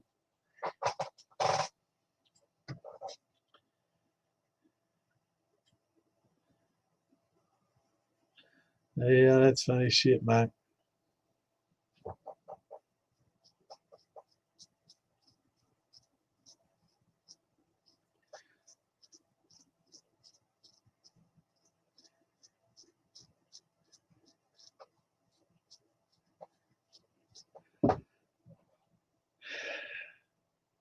Yeah, it's a shame, man. It's a shame to see them, and it's on the street everywhere, man. It's just all over a lot of these bigger cities. Um, it's just everywhere, man. It's sad to see, and they get mad about people going into these parks and cleaning them up, and they're, oh, the children can't play there anymore. There ain't no kids playing in these parks where they just went into.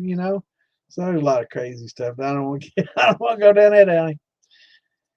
But yeah, also with the weed and stuff, you got to be careful these days. They found that there's a lot of Chinese grow places that are growing weed, and I hate to say this about it, but it's hard telling what they put in there, because they've caught them with these labs over here and making a lot of toxic stuff and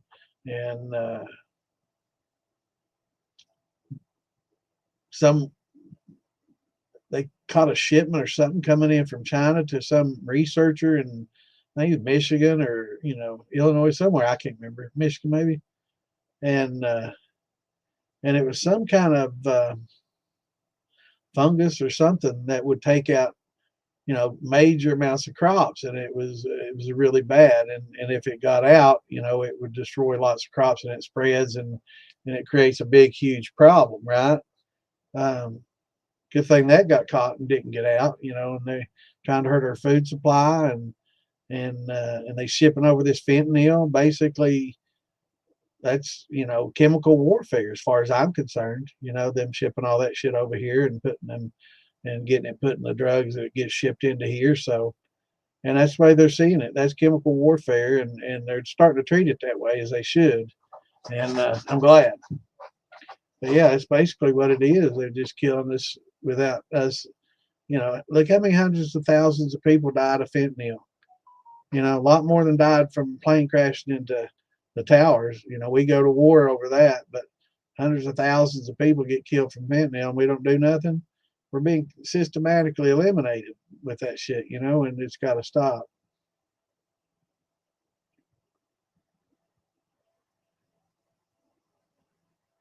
You haven't? Well, I mean, if you're using gas, it gets a little bit expensive to continuously run. There is a cost benefit ratio that you kind of exceed when you get to a certain point, right? But there's also, it's crazy to stop at 80 proof, because that's what you get in a bottle off the shelf is 80 proof. Think about that. There's a lot of liquor in that back set that you're tossing. That's 80 proof back set. There's a lot of liquor coming out that. Well, probably not 80 proof back set, but there's 80 proof coming off there. So run that shit down and put it in your thumper or put it in your pot next time before you run. You'll get a lot of increased production, and it's easy to separate because it's in with the oils, and it's pretty easy to separate with those heavier oils and those fusel oils than it is with higher volatiles in your head. So it's worth keeping if you can. If you run an electric, especially, it's definitely pays off. Right, right. Very clean.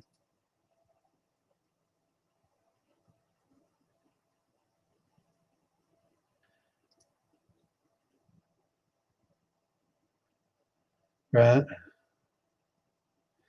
So what was your starting gravity, JJ? Yeah, 71B is great for ciders and honey meads and all that. 71 and 4B both.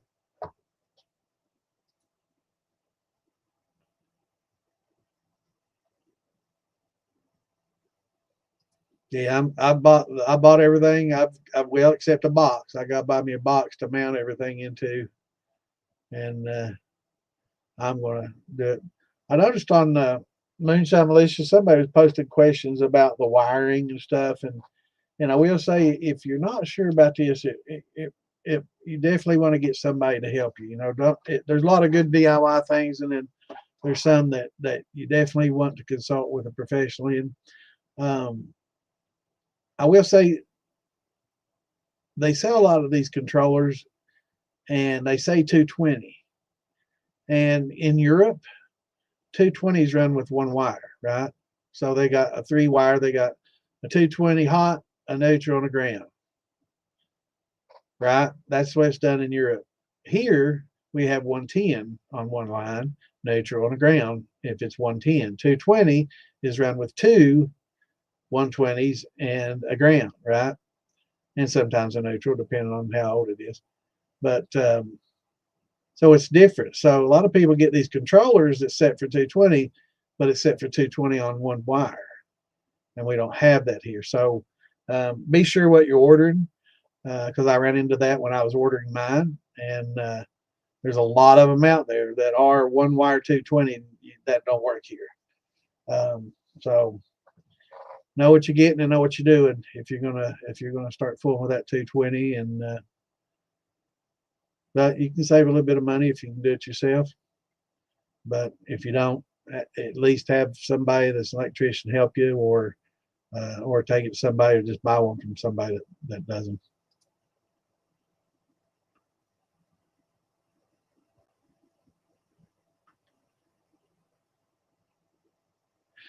It's not just refining; it's selective breeding, and they bred a lot of chemicals out of it, Mike. Yeah, it's the THC content's definitely gone up. You know, it's the stuff we smoked in the 70s was probably 6-7%, and the Hawaiian and some of the stuff that was premium was like 12 to 16, and by today's standard, that's nothing. But they've also selectively bred it for higher THC content. The Dutch, you know, in the Netherlands did a lot of this. You know, when they created the Northern Lights and the Skunk #1 and all this, and so they did a lot of selective breeding and hybridization, and it changed a lot. And they took a lot of chemicals out that used to be in there, trying to focus primarily on the THC, and it's changed things. But yeah, it's true that the weed's definitely stronger. In fact, I mean, I've smoked it since probably let's see, early to mid 70s till this past year. I've watched it increase over time. It definitely has.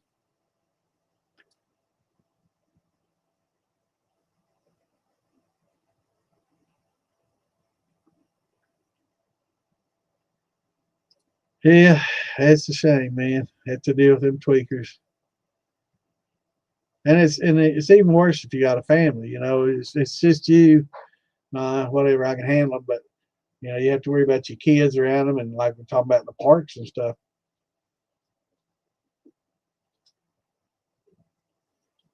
Freaking needles laying around everywhere.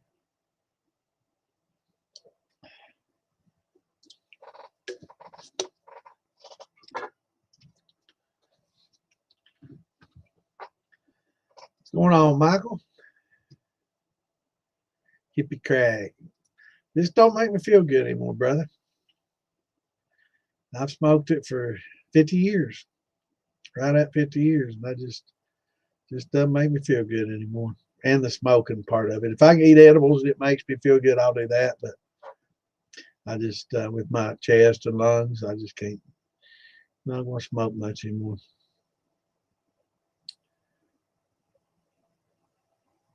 What's going on, DJ? Good to see you, brother. Got some chilly going. It's definitely chilly weather.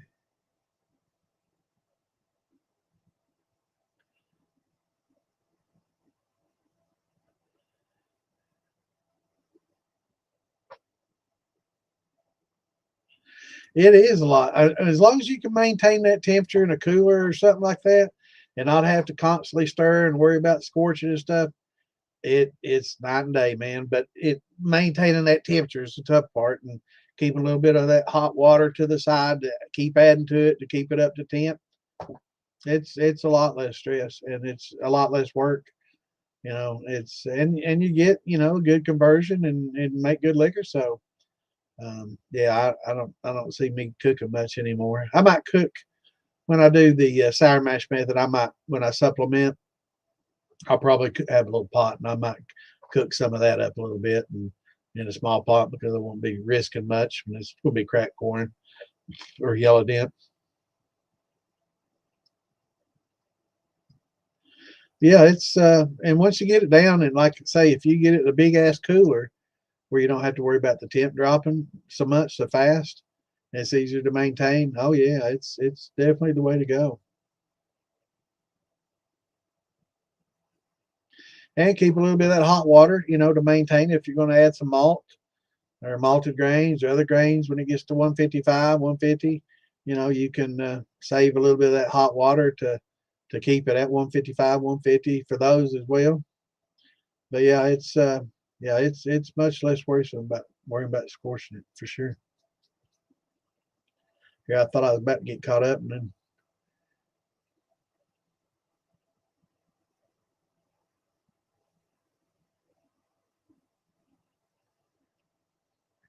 makes your hair hurt and your teeth itch.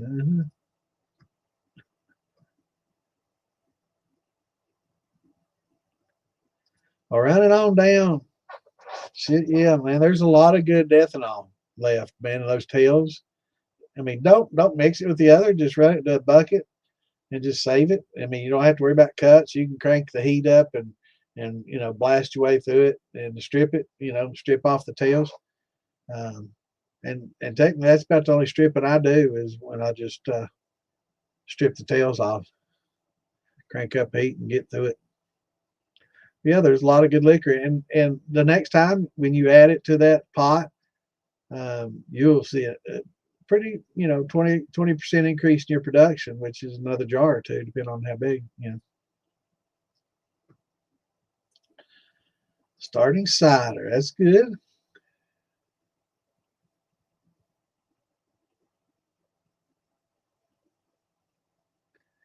Now cinnamon, I will say the yeast don't like it.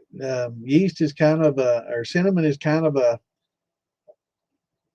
an antiseptic, antibiotic kind of property, kind of like what honey has in it too. Even honey, has some antibiotic properties and kind of resists some of the funguses and stuff. So D47 probably be a really good yeast for it. But yeah, a lot of times when people add cinnamon and other things like that, if you're adding it right, I would definitely want to do that towards the end of fermentation than the beginning. But if it's already in there, see how it works. I mean, if it creates some off flavors and does off, then it's probably because of cinnamon. And again, it might work just fine with that D47. Yeah, that's how I got started. It's a little different for sure. What's going on, Mr. Paulin? Palin? Did y'all make it home safely through all that snow?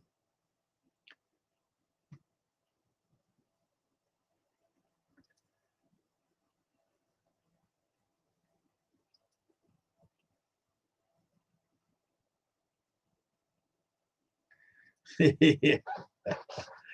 Yep.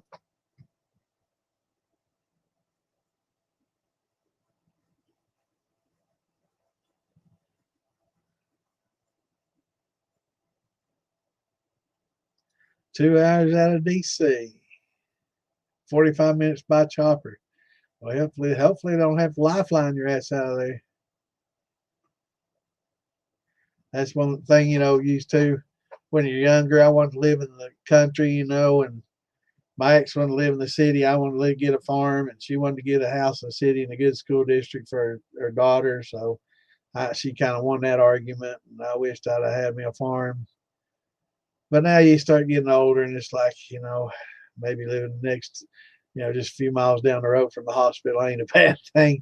You know, walking distance to the store and real close to convenient to everything ain't such a bad thing. After I was talking to my uncle yesterday, before yesterday, and he's 83, and he's definitely glad that he's living in the city and close to everything. He's talking about driving and shit. He's like, I can't keep my tires off the curbs anymore.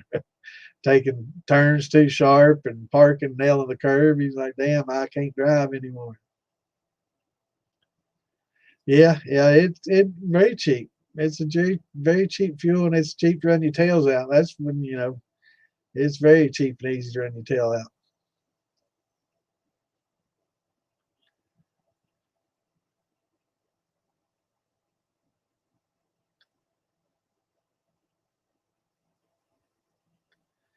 Yeah, the wood fire, you know, you want to use coal, so your wood fire, you know, you when it's roaring and going, you don't even have your still on there. You know, if you know what you're doing, you basically, when it starts taming down into coals, that's when you put, you know, when you put the steel over it, and then you fill it up, and then just maintain it with a fresh little, well, not a log, but split wood. Just put a piece of fresh in there and keep it going, you know.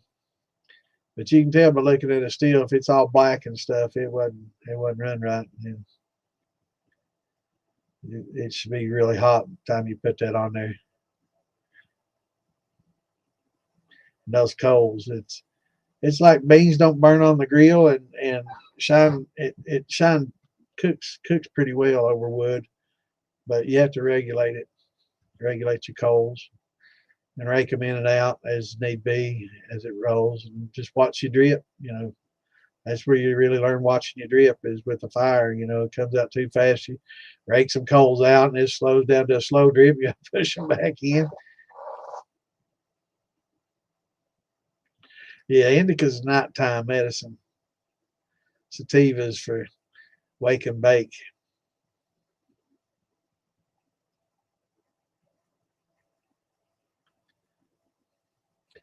This is the Shine Channel. That's right.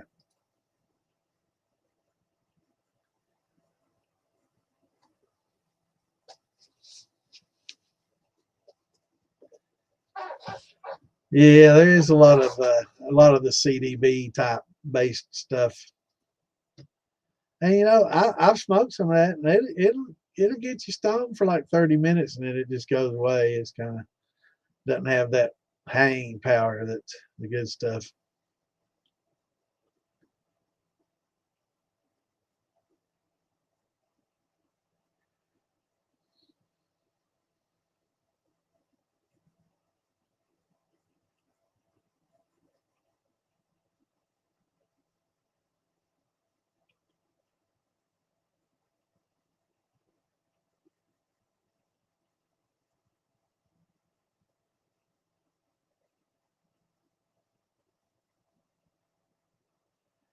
You're not seeing Clint's comments? Holy smoly, what's going on here?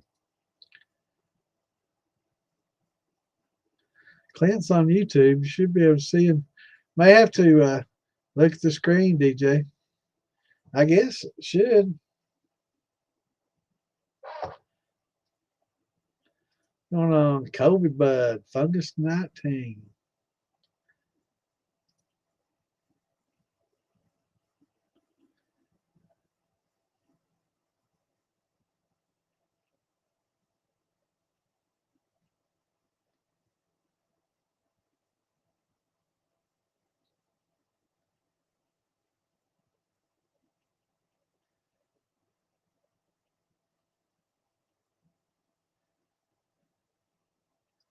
I'd say you might have some in a barrel. I'm getting fixed to put some of mine in a barrel.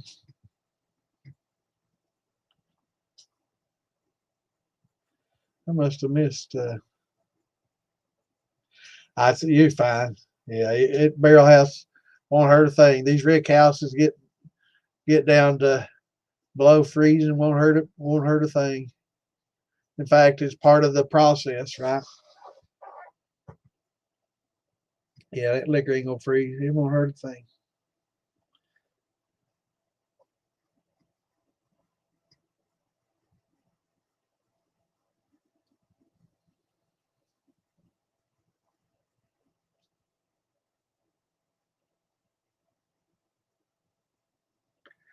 Yeah, there ain't much to work with. Mostly oils.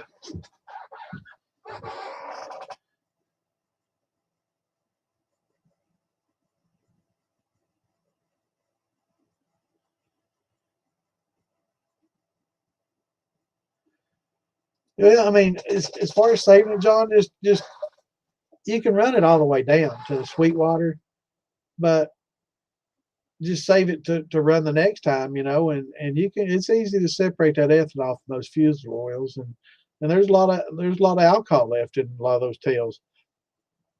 So if I can, I don't do it every time. I know, it gets tough, and you're sitting 6 hours, and you're got all the way through your hearts. Now you in your tails at 6 hours. You're looking at, or 4 to 6. You're looking at another few hours to run the rest of it out. Um, I can see where some people might not want to do that. Man, that peach, I burped that peach out. That's a strong flavor. I have to stick that honey. But yeah, I get it. I've dumped it many times. Just don't have the time.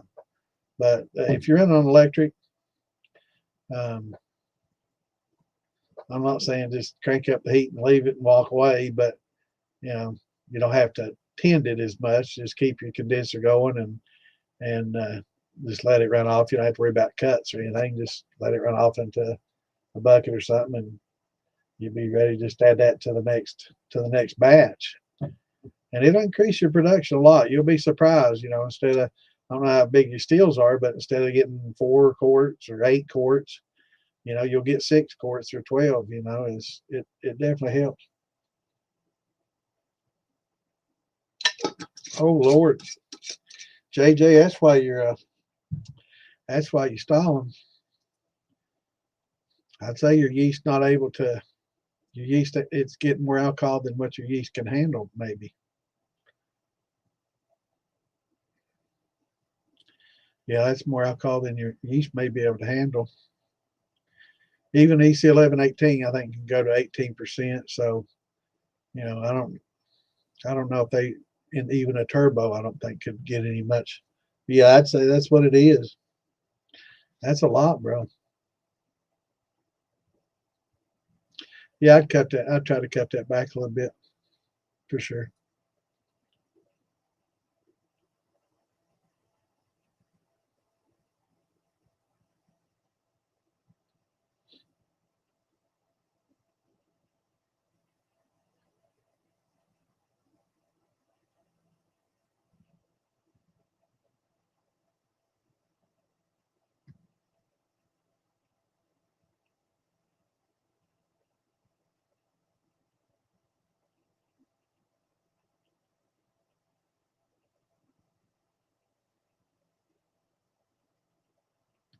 Cool.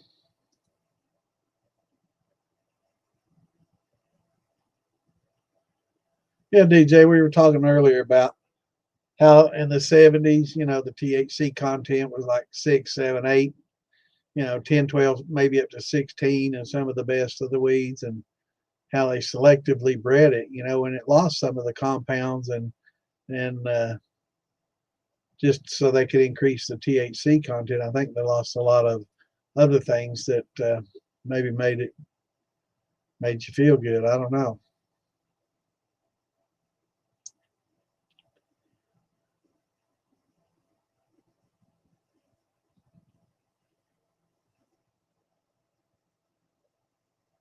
I agree with John. I think it's, well, for some, I guess if you're Willie Nelson or somebody, it's just fine. But for me, it's gotten to the point where it's too strong for me.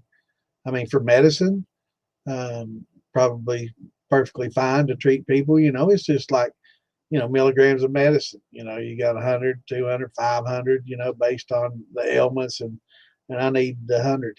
And some people might need that 500, but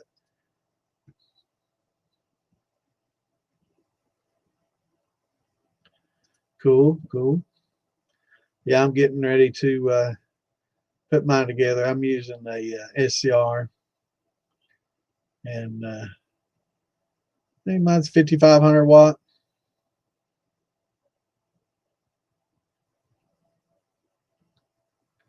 I'm gonna run in a keg.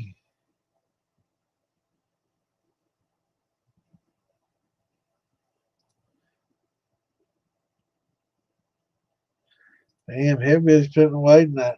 Damn, made me sippy sip again. I'm only 16 minutes time now.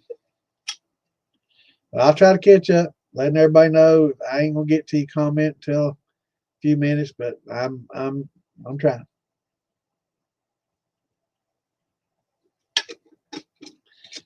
I don't know about a conversation. I think there's quite a few people in there that smoked a little weed in their day.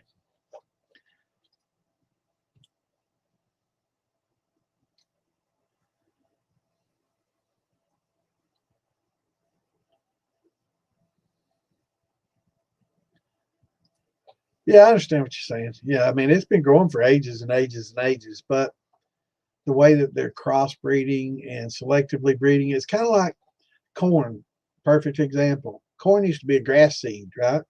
Corn was just was you know, and then they selectively bred it each time that had the bigger, more and more condensed, and then it became like the little mini corns, right? The little miniature little corns that we get, and then they selectively kept selectively breeding it until now.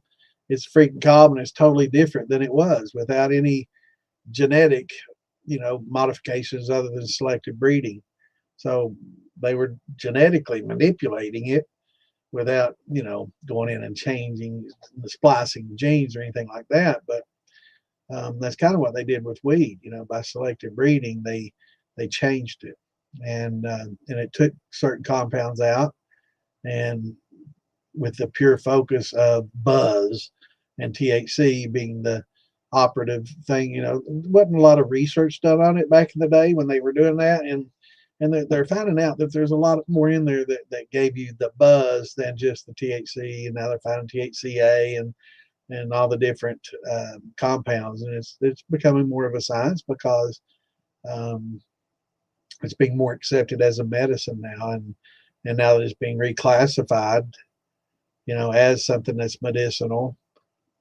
Hopefully, there'll be more and more research done on it, and they can synthesize some beneficial drugs that'll help a lot of people. And there's no doubt that it's going to help patients with a lot of seizures and issues like that. So I look for good things to come from it. It's been around a long time. Our bodies have natural receptors to it in our brains, and I mean they're there for a reason. So you know.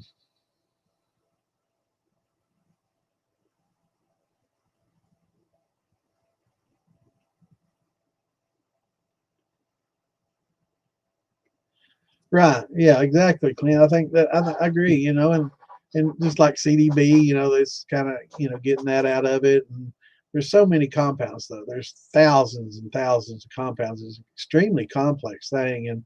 And what a lot of people don't realize is a lot of the drugs that we use, and I'm not talking about street drugs, I'm talking about a lot of the prescription drugs that we use these days either had a basis from plants or still are, or they're synthesized, and synthetically created to mimic, that of the plant because it's just not feasible to farm that plant and get that medicine from that plant. But I mean, pharmaceutical companies still send, botanists out into the, Amazon and into Africa, all over the world, and subtropics and areas looking for specific plants and getting with ancient cultures and using some of their holistic medicine and taking it back to the lab and seeing what makes it work. And yeah, it's pretty interesting.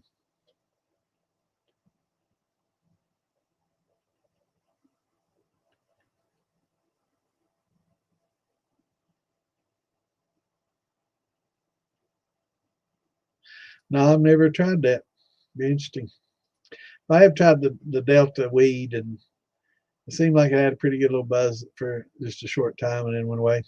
Yeah, you can actually, the old sour mash method. A lot of people are stuck on the UJSSM, Uncle Jesse's simple sour mash. So a lot of people, don't realize that the old sour mash was basically mashing in fresh every time, except you use back set and use that back set to bring in the acidity and the flavor of the last of the last ferment. And so because it's concentrated, once you take a lot of water and the alcohol off that back set, then it concentrates the flavor, right? So it's like if you had a juice, for example, and you took all the water out of the juice, you get concentrated flavored juice, right? It's the same thing with your back set, but don't ever drink it, because I have, and it taste will stay on your tongue for a day or two, man. It's terrible. But the true sour mash method was to mash in each time fresh, but you would just use that back set from the last one to carry it over, right? And they don't do that these days. They just use back set, the old spent grains, and add some sugar to it, and it's basically making a sugar wash with spent grains. And well, maybe they're not totally spent, so you get some flavor out of it for a few generations, and then it's totally spent and it's not contributing anything. So I kind of made a little modified version of that, where you just take out a certain percentage of your grains each time and add fresh cooked ready grains back, and it's kind of a in the middle between the two. That way you can keep that flavor profile up and perpetuate it, at the same time, with the simple sour method. So kind of in between, and that works well too. It works well. If you do the Uncle Jesse's UJSSM, after about the fifth or sixth generation, it just gets to where it's just basically a sugar sound. You're not even tasting the grains anymore, and it's very noticeable. A lot of people are like, yeah, it's just not the same as it was. But if you'd like take 10% out each time and just add fresh cooked grains in on top of that, and then add your sugar, whatever, and make a thin mash with it, don't necessarily have to convert it, but you have that fresh corn going in each time, 10%. It keeps that corn profile up, that corn flavor profile up, and it makes decent. It's not as good as just pure converted grains every time, or the old fashioned sour mash method, but it's a lot more economical and simple to do, and everybody's looking for simplicity and ease, and ways to make it easier, but it is a little bit hotter, and it's not a true sour mash.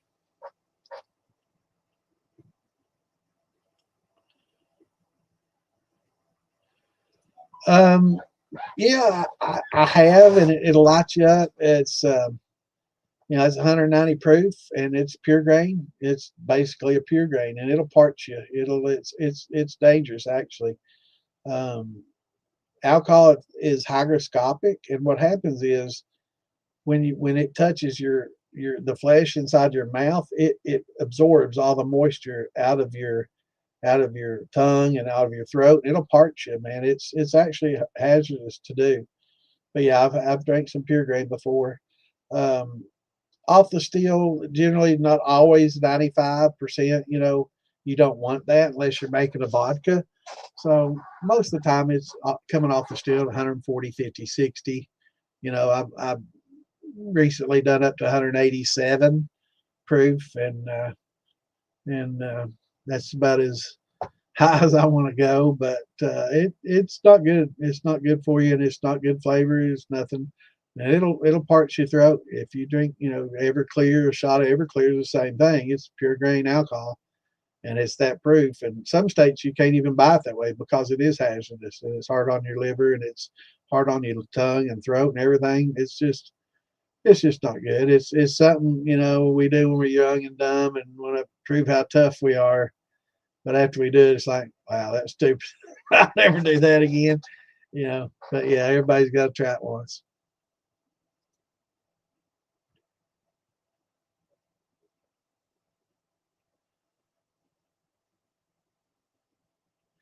It's probably that synthetic stuff or that Chinese shit. But probably synthetic, you know, the synthetic weeds, that's the only weed that people's ever died from, the synthetic weed.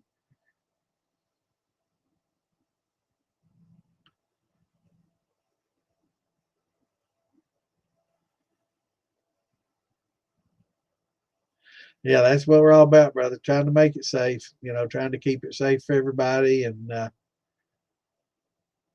that's our primary concern.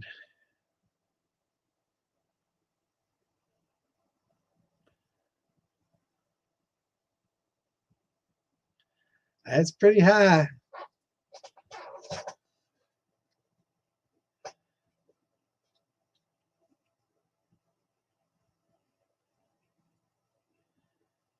But Scott, when you do yours, do you still have your spent grains in there, or you just don't you dump those and just carry over the back set and add sugar? And because basically with mine, I leave all the old spent grains, the yeast bed, the whole works in there, and I'll scoop out 10%, sparge it, you know, to get all the yeast and dead yeast and all that off of it, and just pull off 10% of the grain and add 10% back, and then with some back set and sugar. And yeah, I mean, you could cook up some more rye or whatever if you wanted to fresh each time to help keep that flavor, you know, profile more concentrated, and do it the same way, exact same way every time, and it'll be consistent. You know, it'll after a couple few generations, it'll be perfectly consistent every time, and that's what you want. And you can get past the fifth, sixth generation. You can do it all summer long.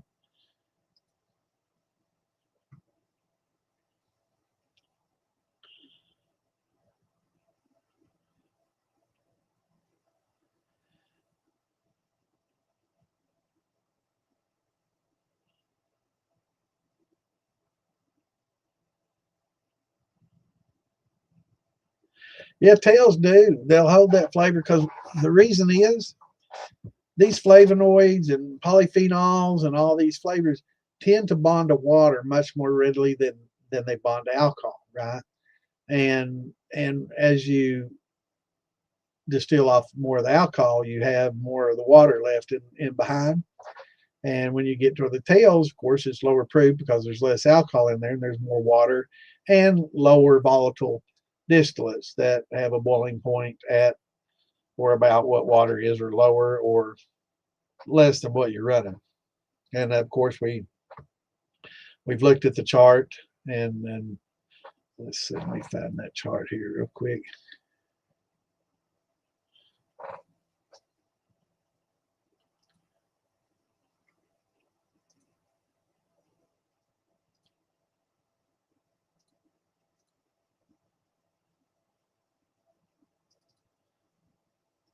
Right.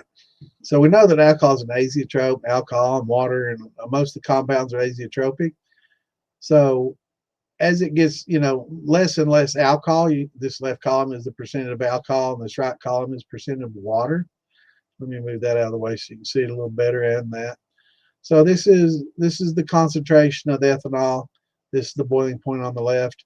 So as our concentration, you can look at this both ways. Once your percent of alcohol is lower, um, your temperature to boil off increases. That's because you're getting closer and closer to just all water, right? So when you get to that point, you're getting a lot of oils, and you're getting away from your higher volatiles that have already been pretty much cooked off, and you're getting into your oils, and the oils and the water are what really carry that flavor. So once you save those tails and then rerun them, um, it's easy to get that ethanol off with some of that good flavor stay with it, you know. Also, when you're doing cuts, if you tend to sneak a little beyond the hearts into the tails, you can get some of that flavor uh, to help contribute. And just a touch of the higher end with some of those oils from the lower end estrify over time, and the acids and the oils. And we'll talk about that when Alan gets here a little bit more in depth and get a little bit more advanced with it. Talk about, how all that works and esterification. But it's very interesting, and yeah, most of your flavor will be at the end, and there's a lot of flavor, concentrated flavor in that actual back set because you've distilled all the alcohol off and you've distilled a lot of the water off as well, and what you're left with is concentrated flavors. So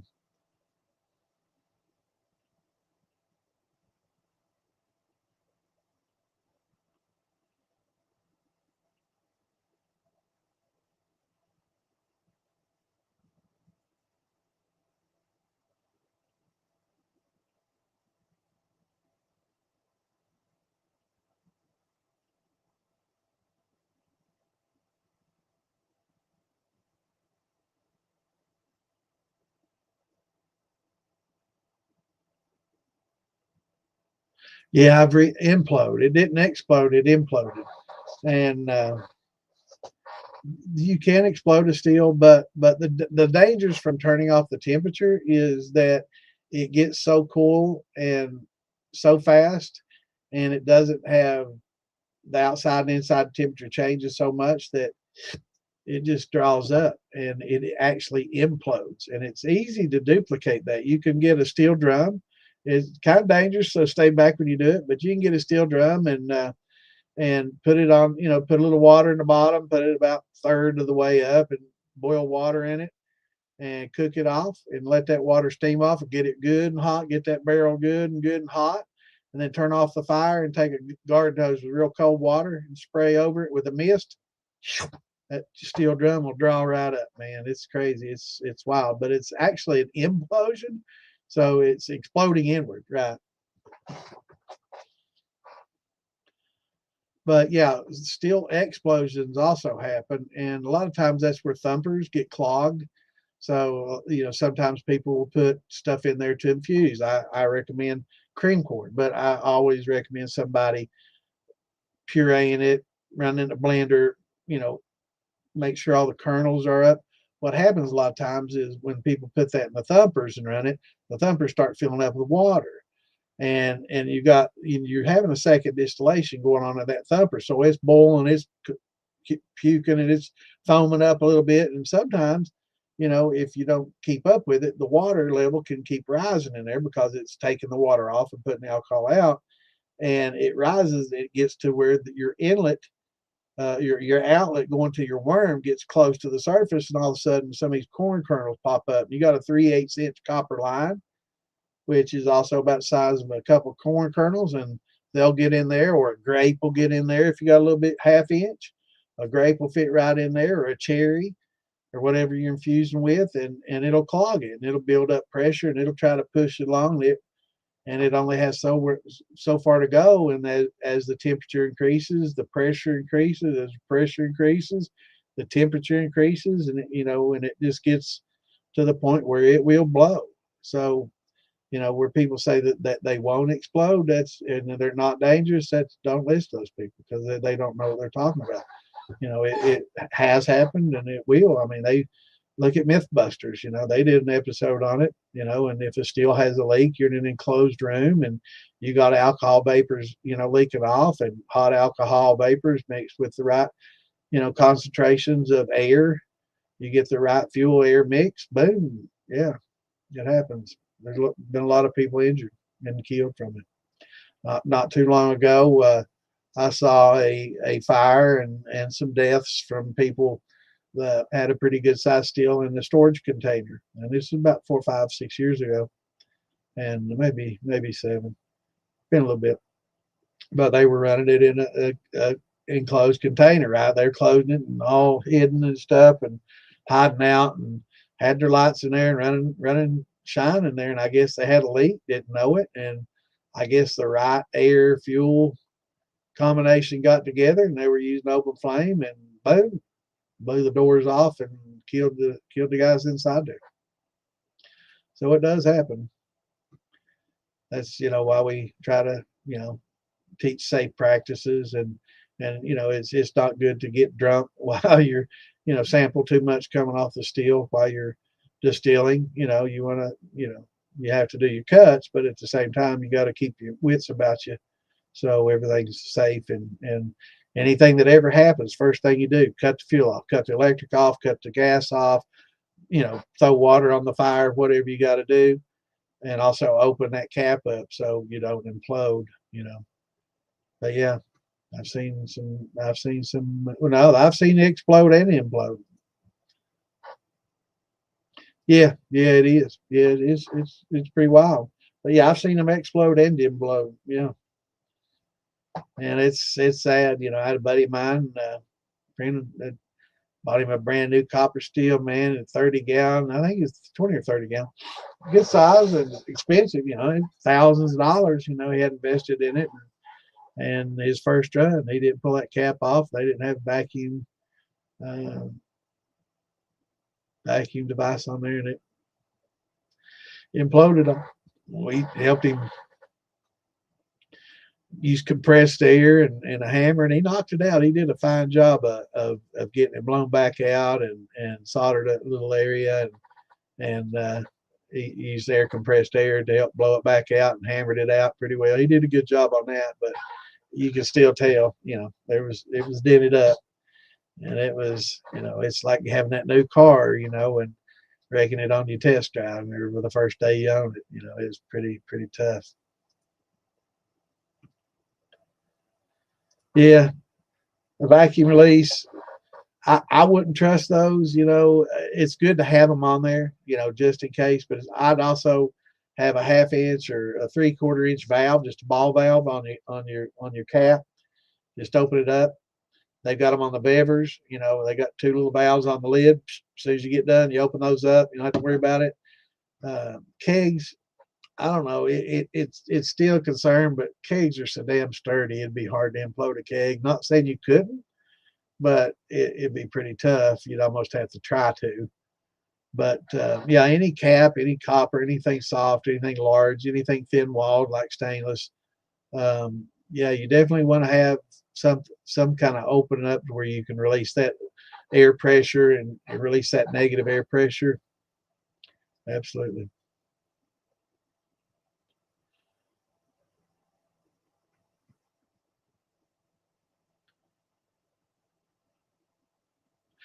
Cigarettes, it's you can put a cigarette out in high proof alcohol, and it's not going to do it. If it were hot, if it were boiling alcohol, then yeah, it would probably ignite like that. But it's not that bad. You could probably put a cigarette out in it. Not saying that you should do that, but um,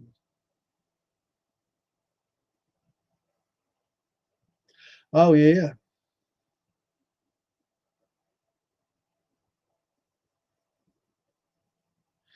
You sound like you might be speaking from experience. That happened to you or something. Uh, but yeah, I mean, if the cigarette were to spark up or something, but just the embers generally not quite the same as an open flame and doesn't burn at the same temperature. But um, not that I would try, but I would say you could probably put a cigarette out in pure grain. But if you took a lighter to it, it'd light right up. Not going to be explosive until you boil it, right? At room temperature, it's not so bad, but after you boil it and it starts emitting gases, and the gases have chance to fill the air and fill the room, and then you can get into an explosive situation. But um, yeah, even the highest of proof, if it's at room temperature, it's not like gasoline. That off gas is so readily and so volatile, and that it would explode like that. Um, but still, you can power a car with it if you tune it.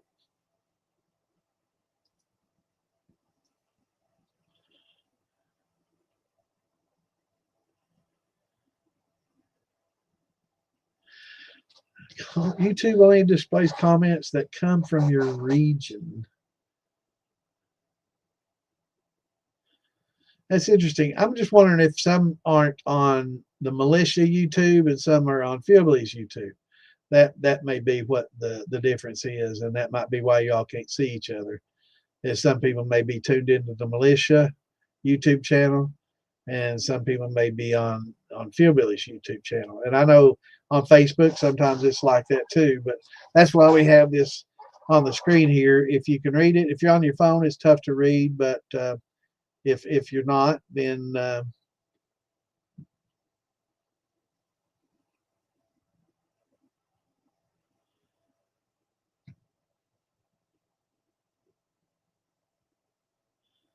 yeah, on the phone it's tough to read. But if you're on a PC or tablet or something, you should be able to read it okay.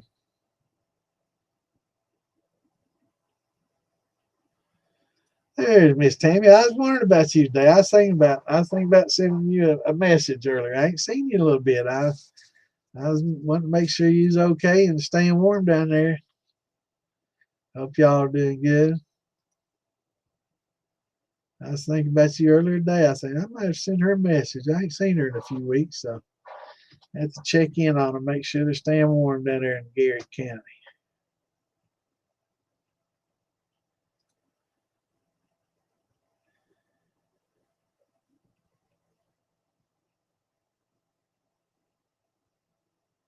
I do. I let mine set until it gets fairly clear, and then I rack off the clears. Kind of like, I mean, I got kind of doing that because of the wine. I was a little bit less picky when I was before my wine started. Even 10 years ago when I started doing wines, but now that I'm doing more wines, I've learned a lot more. Yeah, I do my grains the same way. I kind of let them. I'm patient. I'll let it settle out and don't try to rush it.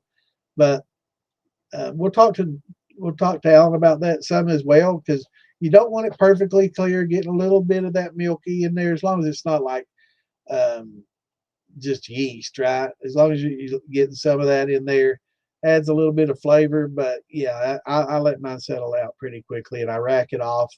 And what I rack off is fairly clear. I mean, it's like milky. It's not like clear water, but it's not got a lot of particles in it, so it's kind of hard to describe unless you see it. It's still kind of milky, but it's cleared. It's not got a lot of particulates,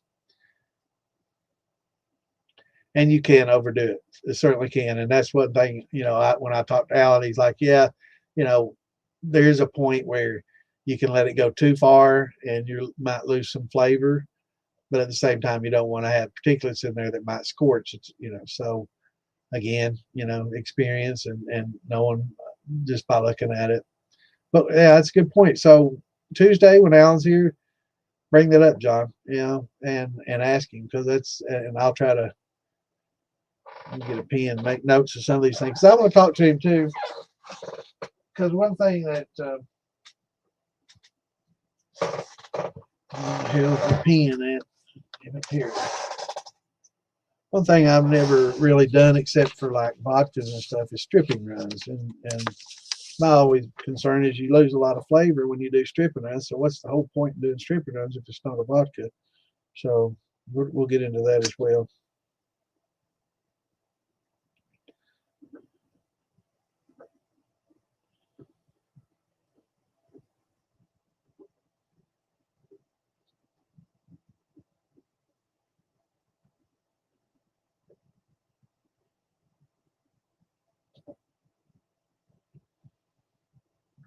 Okay, good question. We'll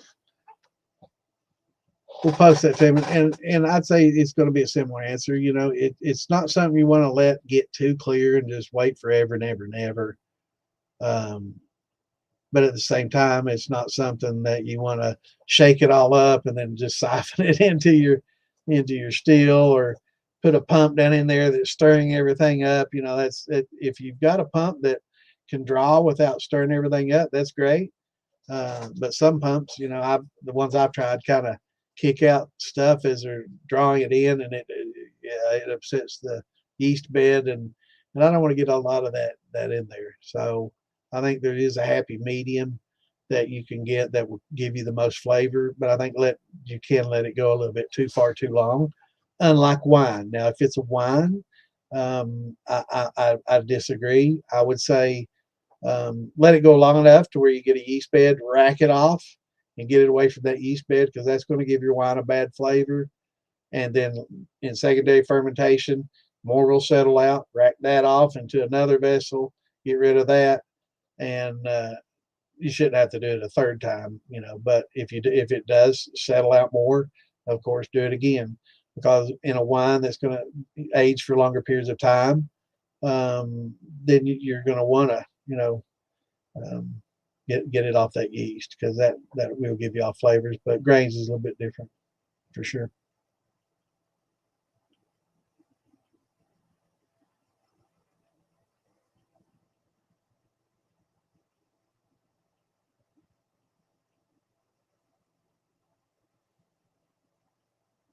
And your beer makers will talk about sparging, and a lot of times they'll sparge and clean a lot of stuff off.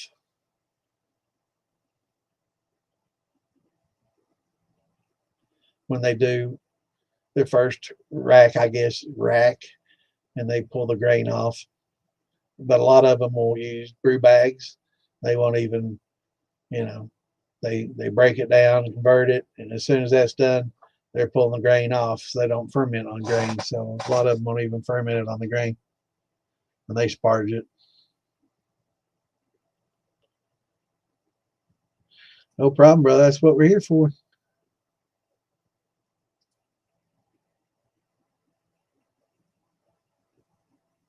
Yeah, 20 proof is about, 10%. That's when, you'll start hitting that sweet water right around that time.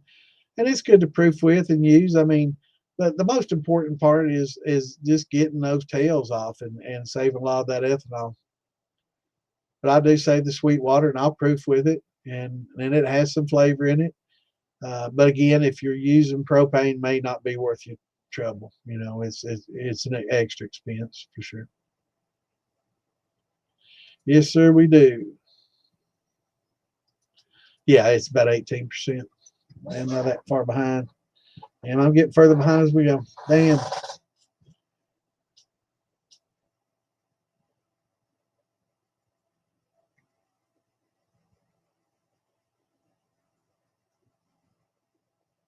Yeah, I wouldn't either. Especially if you're going to do grains, I'd be using a daity. But it is good for wintertime fermentations, regardless of what you're doing.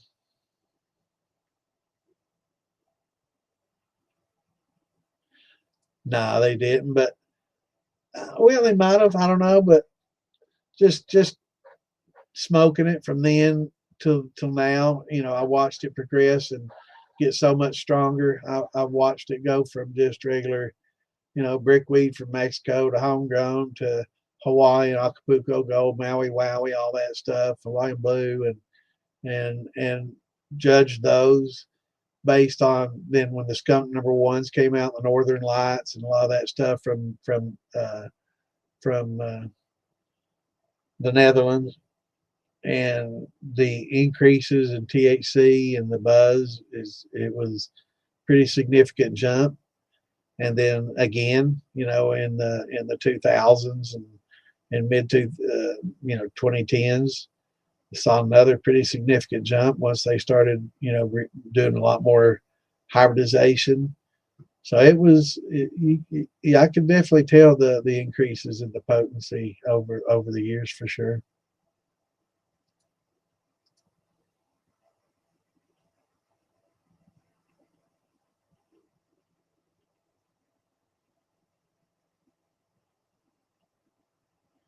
I'm sorry, I'm getting the answer slow, John. I'm trying to keep up.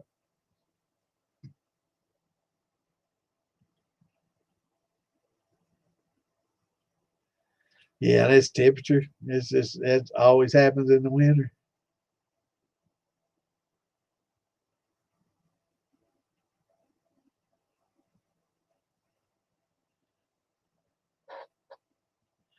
Yeah, I didn't do the computations, but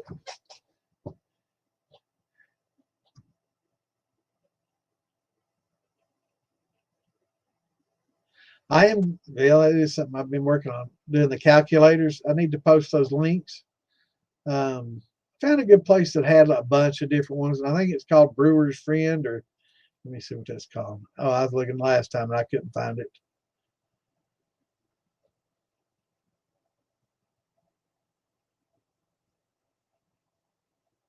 Let's see if this is it.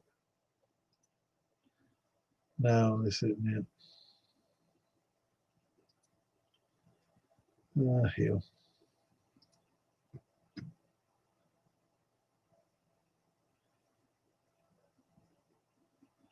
Let me see if I can. I looked the last time, but I couldn't find where I'd saved that.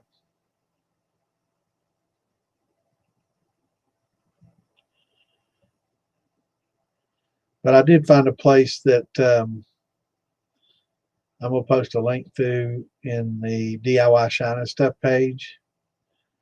And it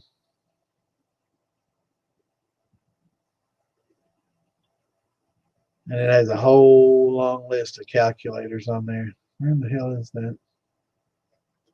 Should be close to the bottom because usually the most recently saved are at the bottom, but I'm not seeing it, which makes me think I saved it to a folder.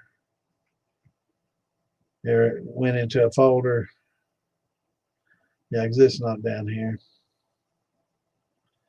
But I think it's called Brewer's Friend or something like that. I'll find it again, but I'm gonna post that link for everybody to use. It's a good calculator.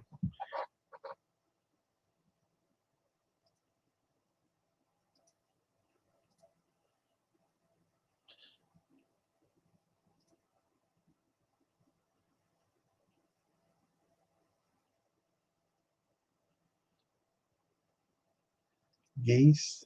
That's funny shit, man. That text to speech.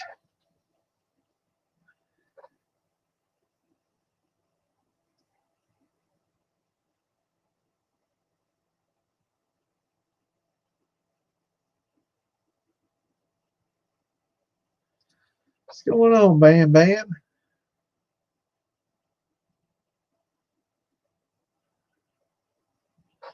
Oh, that's good, brother. How you been? I ain't seen you in a little bit.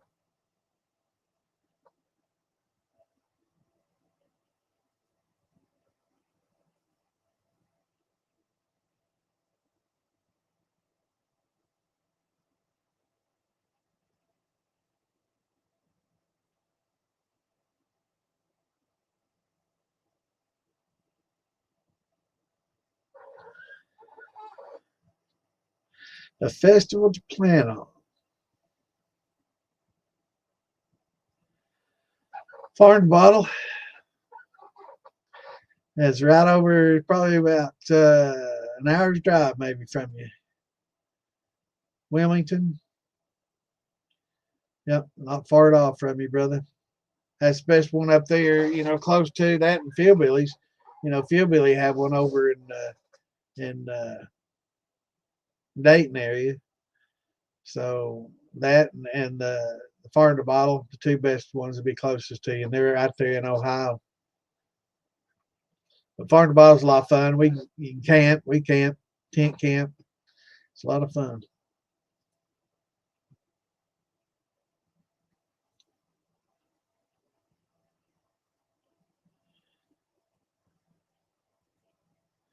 Yeah, that back set helps a lot. It's a lot of people use it just to help melt the sugar while it's still hot. But also, I'll point out, John, when you do put the back set back into your mash, your prior mash, make sure that it's cooled down, right? So you don't want that heat killing off all your yeast because you can reuse the yeast and it'll be perpetual. So you don't ever have to add any more yeast. You've got nutrients built up with the dead yeast and other stuff, flocculants in there. So just make sure that it's A, not too hot, B, it's not too acidic, and C, doesn't have too much alcohol still in it. So those three things will all kill the yeast off. So if you run it down and get all your alcohol out of there, like I recommend you do anyway in your tails, you really have to do that if you're doing a sour mash, if you're using that back set. If not, then you can just dump it, right? You can go to 80, 90, whatever, like a lot of people do, and just dump it. But if you are using that back set um, for your sour mash, you want to run that liquor on down, or you're going to have to water it down a little bit and lower the proof in there because that high alcohol content will kill your yeast, right? So A, you want to do that. B, you don't want to add too much to where your pH drops too much. So you don't want to get below the fives, right? So You know, adding enough to do that. And then water and sugar is fine, but make sure that A, it doesn't go in there too hot, and B, not too high proof, and then that'll help keep your yeast alive.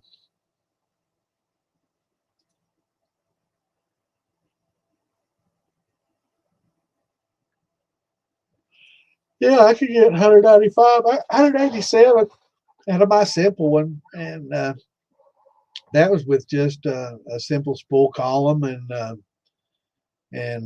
you know, copper mesh and a deflagrator, whatever. And that wasn't really cold water, so I'm sure I could have cooled the water off, got more reflux, and just let more pure alcohol through, and got it even higher than that. But I could dial it in. I got it to 187 without even hardly trying. So it's not too tough. And you don't primarily, but if you're like making a true vodka or something like that, yeah, it's good for that.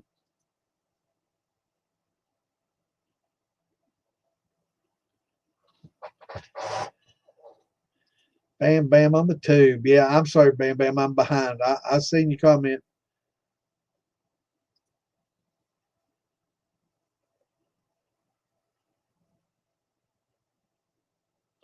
No, I've never made a mash of marijuana, but I've infused marijuana with alcohol and used it to help remove the THC, and then you can let the alcohol evaporate off and leave back. You know, what's left is the resin. That was the old way to make it before they did the. Well, I don't want to talk about that. Might get us banned again or something. But yeah,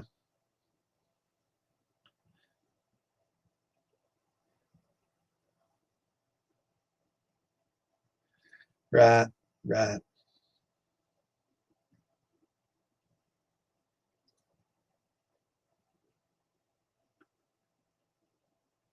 And that's why we're talking about um, after, if you take out 10% of those grains and add 10% fresh back in, that helps keep that flavor profile of your grains up, Wormy.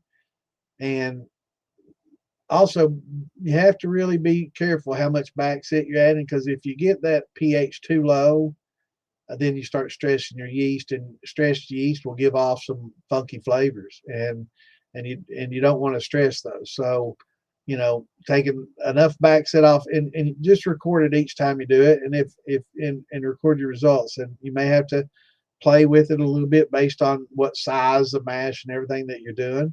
So sometimes, you know, it's you have to balance it out. You'll use a little less backset, a little more water, a little more sugar, less sugar, and try to figure out what the happy medium is. Once you figure that out, you do that every time, and you'll get a good consistent outcome, and it won't stress your yeast out if you keep within the tolerances, right? Keep those pHs in the low fives, and you know, if it's 4.9, it's not the end of the world, but um, somewhere in that range, right? You don't want to be real low, starting out in the threes, because it's just gonna get worse. It's not gonna get any better. So, you know, using that, and see, that's where it gets the sour flavor. Things that are acidic, or, you know, like citric acid, they use citric acid in a lot of things to make it bitter and sour, right? So the more acidic things are, the more bitter they tend to be, and that's where it gets the sourness from. It's not the corn going sour, the grain going sour, which a lot of people believed was how they did the sour mash back in the day. That's just them thinking that, and it's not actually how it worked. They used fresh grains every time. They just used the back set, and the acidity is what made it seem sour.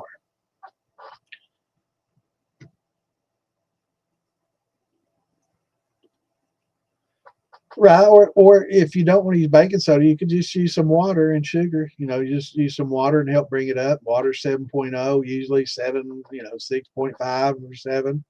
And you can just use water to help bring it up. You don't have to use the baking soda or pickling lime. Um, but it's something that's not going directly into a mash, so it's not going to have a big, huge impact. But that sodium, the maybe some of the sodium might be retained. So try a pickling lime, or just dilute it with some water and sugar, and help do it that way. And oyster shells for sure.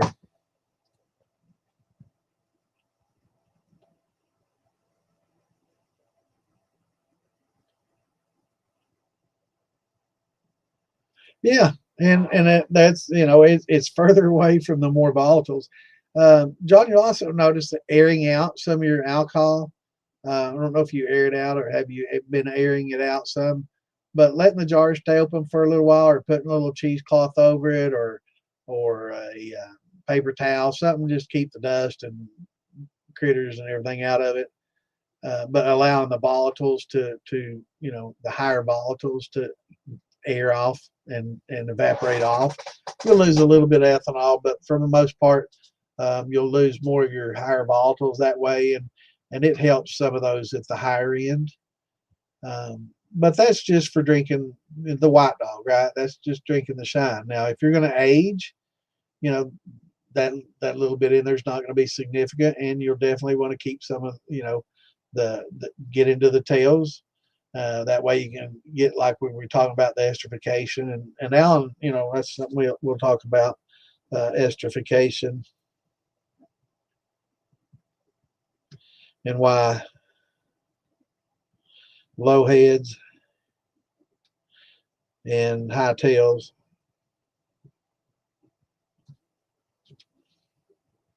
contribute to the flavor.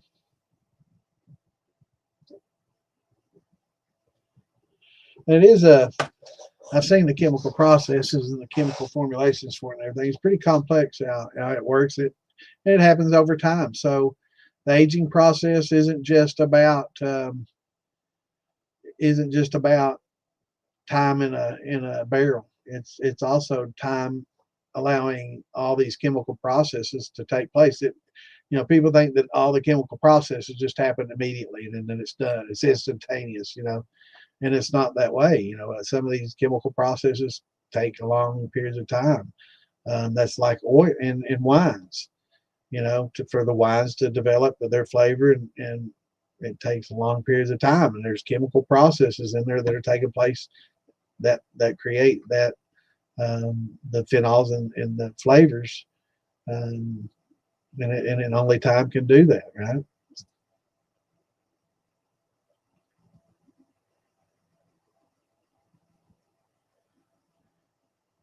Right, 25%. And it'll vary based on um, how much you're doing, but yeah, you don't need a whole lot, and it's not just going to be pure backset that you're adding. You're going to be adding water, sugar, um, and or cooked grains, fresh grains, and to ferment. Just adding backset to that to help lower your pH and adjust your pH and bring that flavor forward.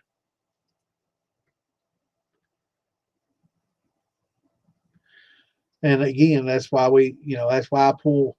You pull 10% out and put 10% fresh grains in it each time, and it will definitely stabilize, and you'll get a pretty consistent result.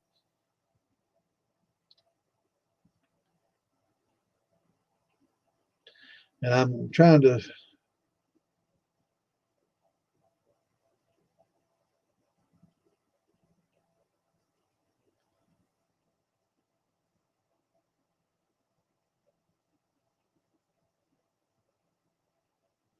and that's not true.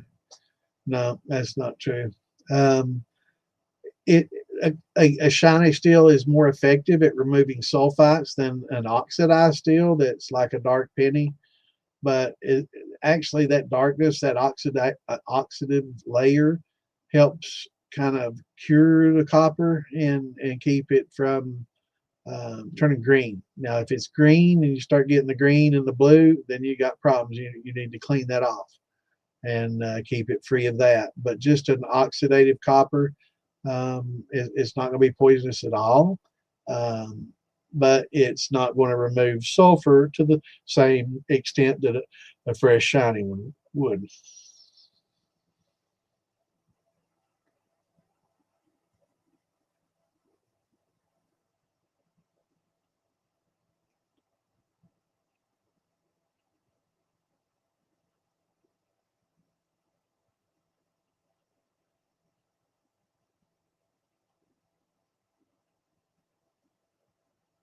It's better keep the outside shiny, you know, and pretty looking, and the inside, let it oxidize a little bit. Let it get to, you know, old penny, the way old pennies look, you know, kind of brownish. It's fine. You know, most of these commercial distilleries that have these big, huge copper pots, some might go years before they clean it. Some might, you know, do once a year, but they don't clean it after every run. They'll rinse that sucker out, drain it, and run it again. And as long as you continue to do that, you're not really going to give it a chance to set up and get acidic and get to the point where it starts to create a filigree, I guess, the green, because that's toxic.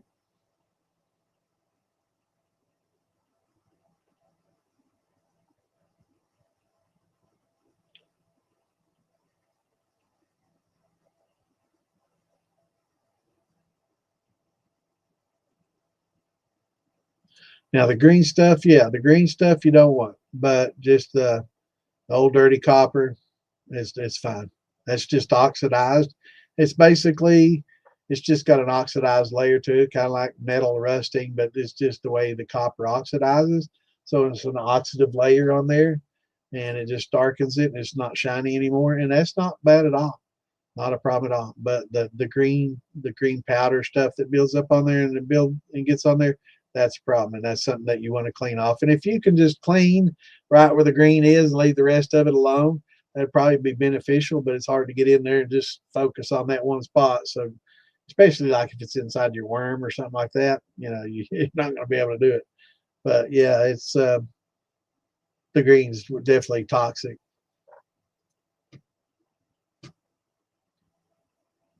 That's what we're here for, brother.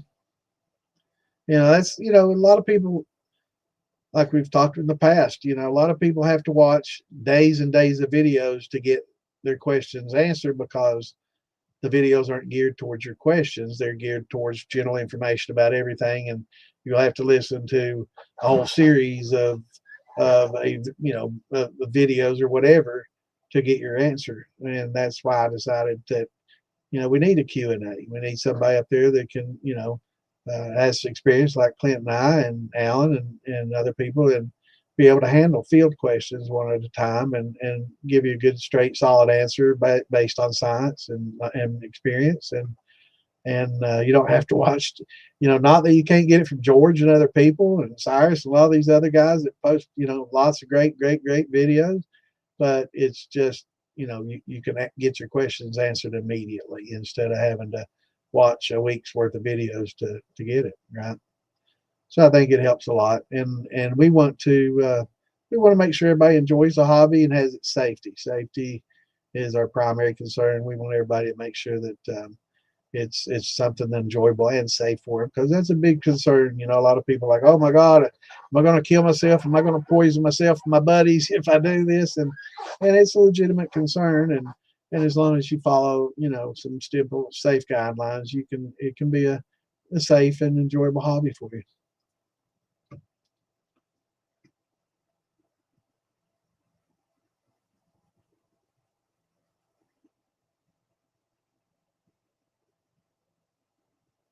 And I think what he means by black is just darkened copper, and after it oxidizes dark.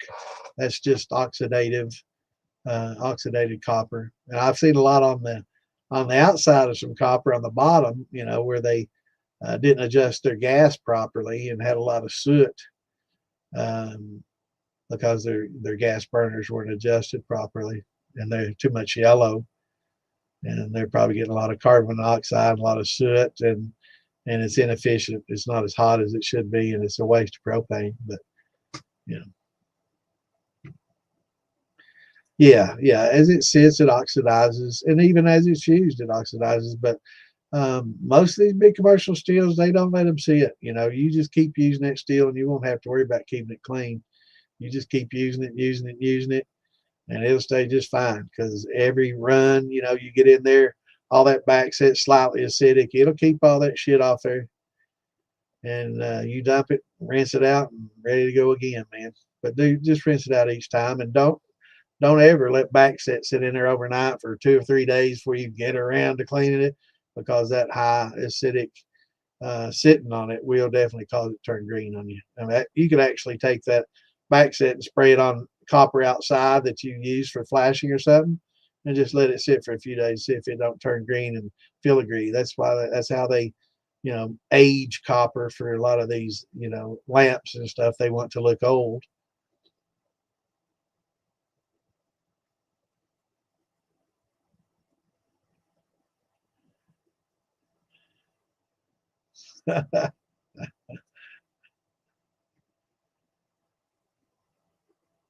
Yeah, copper oxide, it's toxic. Any distillate that comes out blue green, don't think, oh, I can just run that again and get that out. No, no, don't. It's become a cleaner. You can clean your stills with it.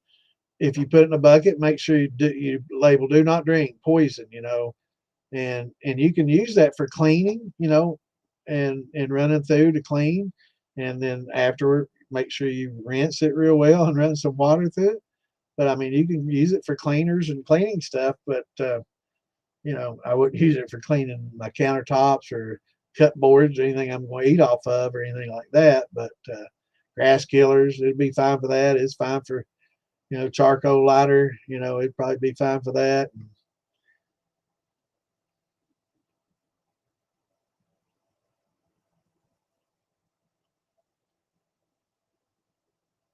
Right. Yeah.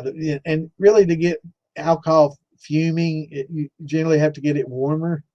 But like 190, you put a lighter to it, and it's definitely going to light right up for sure. Flash point. Yeah.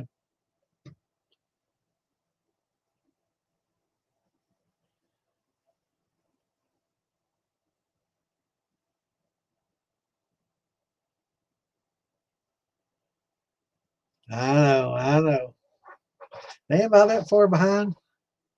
30 minutes. Holy shit. I'm just getting further and further behind.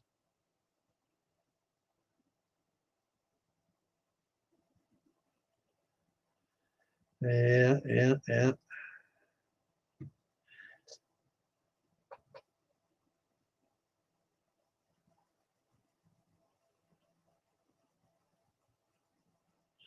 Really? Wow. I can't believe I'm that far behind. And that's wild from a cigarette. So 190, 20-liter bucket.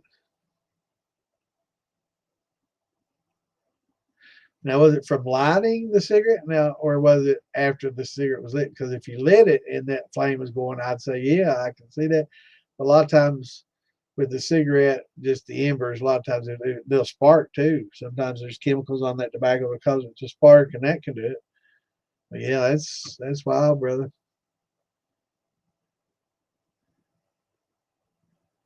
I hope my brows came back.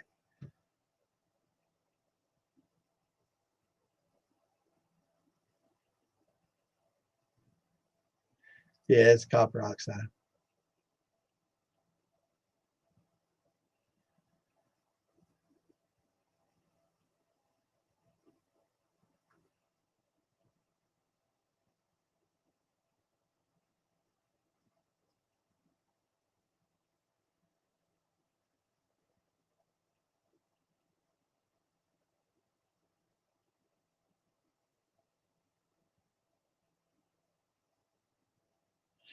I'm not sure how you'd unlock them. I mean,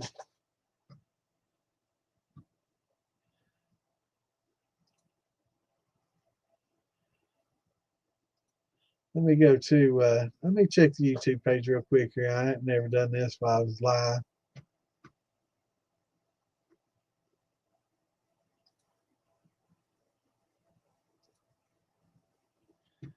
Let's see here.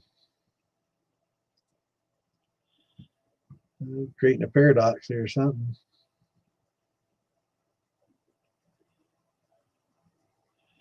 Yeah, I don't see.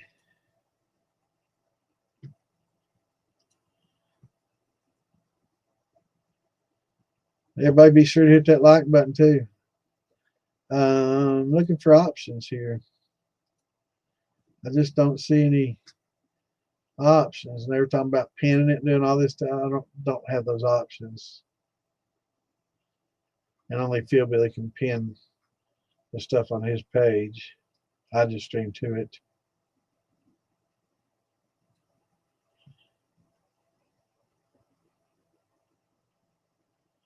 Yeah, I don't.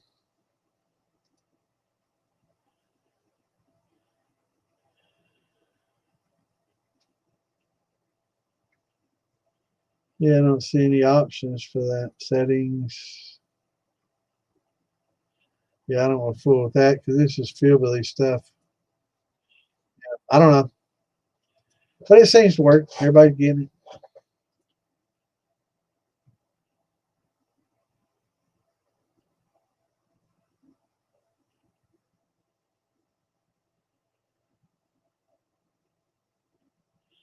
Yeah, Clint's going to have to get off the phone and get on that PC. I didn't know it was a regional thing.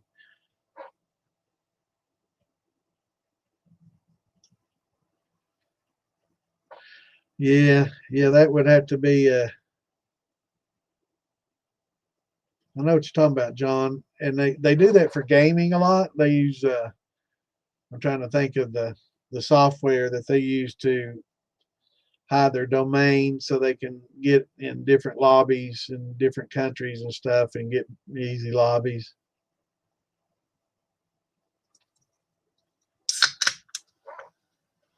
That's strange that it's that way, though. You think alive is alive, and everybody be able to see it the same. That's weird.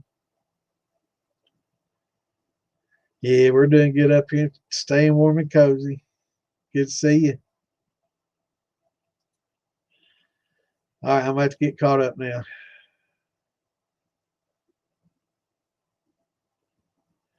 Trying to think of what they use. Let me check it real quick.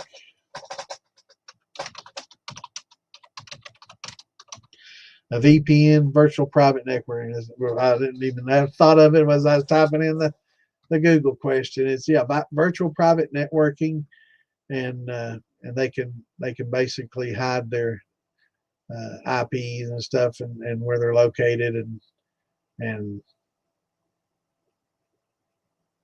yeah, I'm not sure. I have to look into that.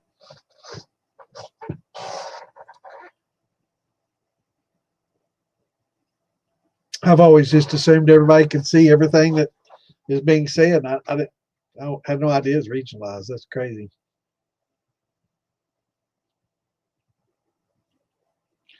Yeah, I've done the Dunder Pit. Yep. Yeah, it gets pretty nasty. But again, it's acidic, so a lot of the bacteria gets killed off. But I mean, I've heard some horror stories, and I've heard about animals get thrown in intentionally for spicing them up a little bit.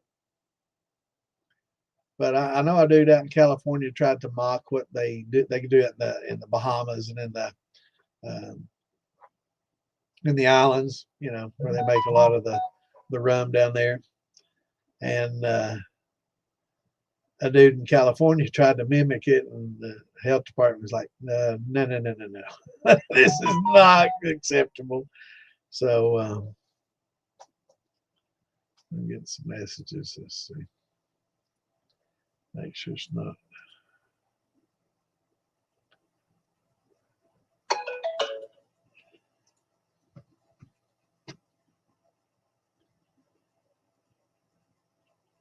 Yeah, the food safety, no, and I don't know if it was the health department, I guess, said nope.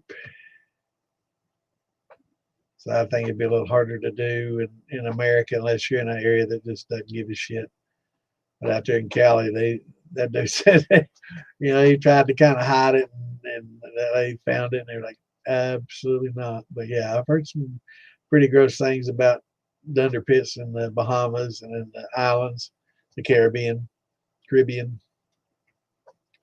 But yeah, I did a dunder pit, and it doesn't take long. It goes outside, and it doesn't take much longer. It's buzzing with flies and yellow jackets and everything else. It's just, yeah, pretty gross. Damn, I'm burping up peach from that one. There's some heavy peach. One drink, man, that shit. I'm still burping up peach.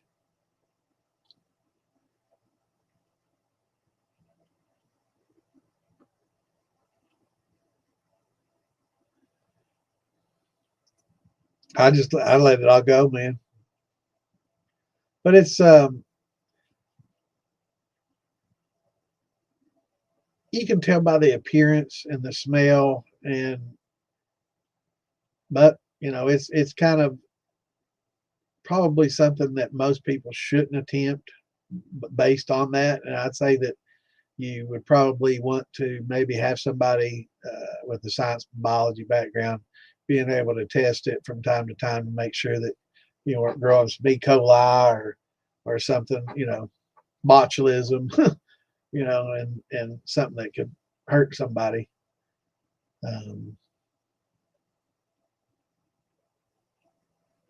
You don't sparge.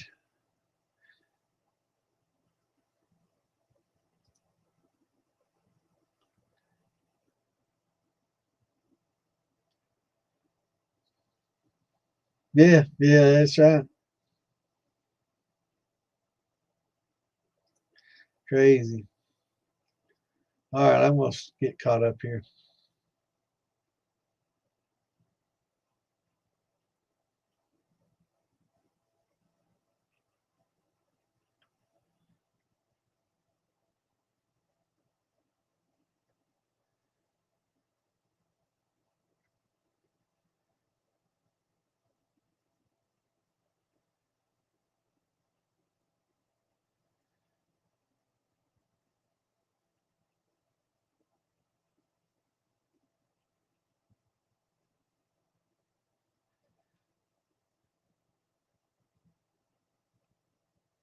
Yeah, a little milkiness is fine. Absolutely. And there's a lot of flavor in it. So you don't want to get it cleared and you don't want it just thick like milkshake either, right? So there's a happy medium, and that's where you want it. Milky but not clear and not with a lot of particles and sludgy that can drop to the bottom and scorch on you.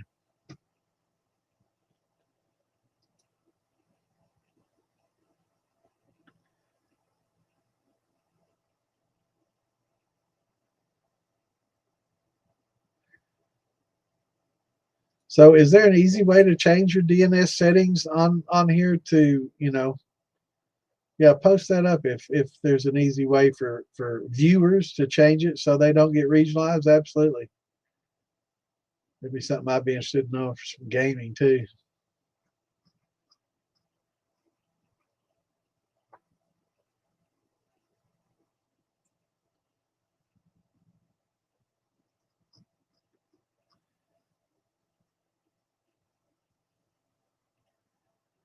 Okay, saving the old yeast. Get you some distilled water, and you get your yeast bed from the bottom. Basically, has yeast and dead yeast and flocculants and maybe some grain particulates and other things that's going to be in there. And kind of rinse it with your distilled water. Get all the alcohol off there that you can by just adding liquid, the distilled water to it, shaking it up, let it settle, pour that off, pour some more on there, shake it up, let that settle, pour it off, and then you can keep it alive. Keep it wet, and then we'll get another point. Alan loves to talk about yeast propagation, so we'll talk about that Tuesday as well.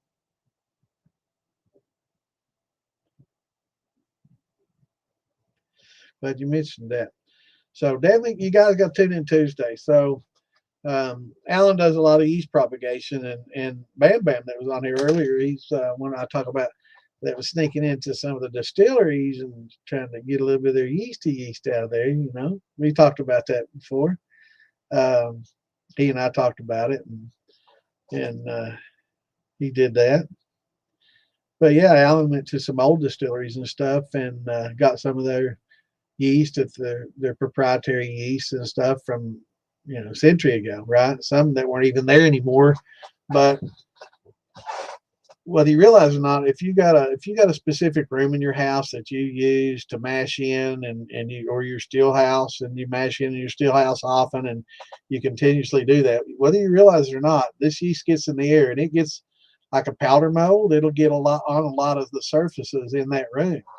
And you can literally go in there with a Q-tip or a swab and wipe it and put it on a petri dish or put it in a jar with some sugars and propagate it and grow it. And yeah, And that's basically what Alan's done. He's gone to a lot of these old distilleries that are not even longer there. And if they still have, mash houses or fence posts, that yeast will still be living wild on a lot of the a lot of the stuff. And yeah, you can recover that and propagate it.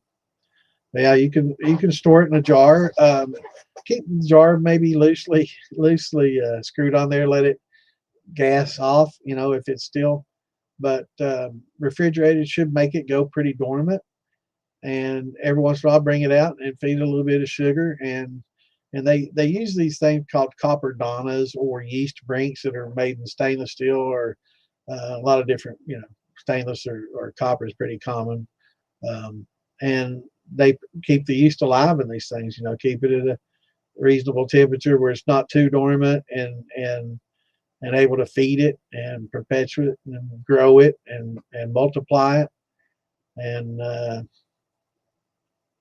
or as long as your mash is still there, if you just got finished mashing in and like we're talking about racking off the juice to distill, you've got that yeast bed and all that there, just dump that on your next one or half of it. You don't even need a bunch of it, just a cupful. And that'll be plenty of yeast and everything in there and nutrients that'll take care of your next fermentation. And you can perpetuate that. But if you don't run them back to back, then yeah, you can rinse them and clean them, get all the liquor off of it, and that'll help keep them alive. You don't want to have that liquor on them. And yeah, you can keep them in the fridge and they'll go dormant. And when you're ready to use them, pull them out, dump them in, and they'll work.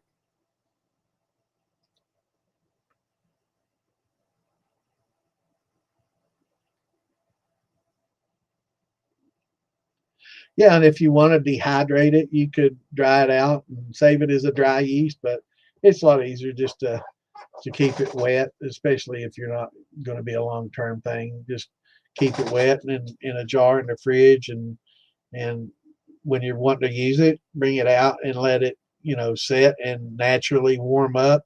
I wouldn't try to take it directly out of the refrigerator and dump it in a mash and expect it to instantly work. Thaw it out, even if it's in a refrigerator. Let it get to room temperature.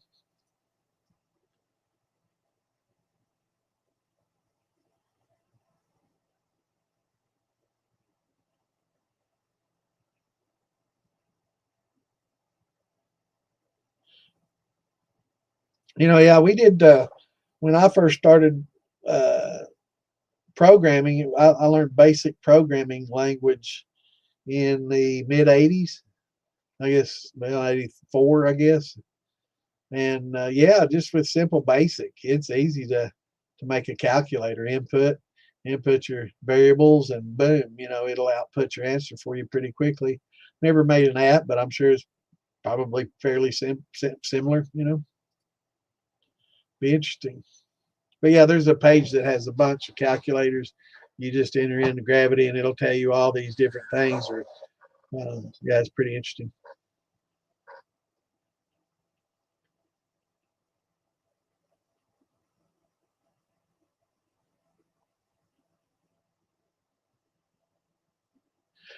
Yeah, that's a complex. We've talked about that before. There's certain ways that you can stress your yeast to create interesting flavors and some of these off flavors that we talk about sometimes that aren't necessarily off. Yeast can give off good flavors if it's stressed, and it can give off most often bad flavors. So some distillers have developed methods that they can tweak a yeast a little bit a certain way and make it give off some congeners or flavors that aren't necessarily bad, right? But that's not something that, in the beginning, you're not going to want to, oh, I'm going to stress my yeast. I'm just going to do this, and this, and it's because it's not going to end up good. But it's pretty advanced, but there are some ways that you can delicately stress the yeast in specific ways that, like we talked about the cinnamon. Who knows? Maybe, adding cinnamon at a certain point in fermentation might create a certain flavor that might end up being good. I've never experimented with it, but I do know that cinnamon generally, will hurt, damage, or kill yeast. Same with sodium and a lot of other things. So you know, for the most part, beginners and intermediates, we tend to stay away from stressing yeast. Definitely don't want to do it intentionally. We do it enough, by accident. But yeah, there is, once you get to a certain point, yeah, you can actually stress your yeast and get it to create some interesting flavors. We'll ask Alan if he's ever fooled with that.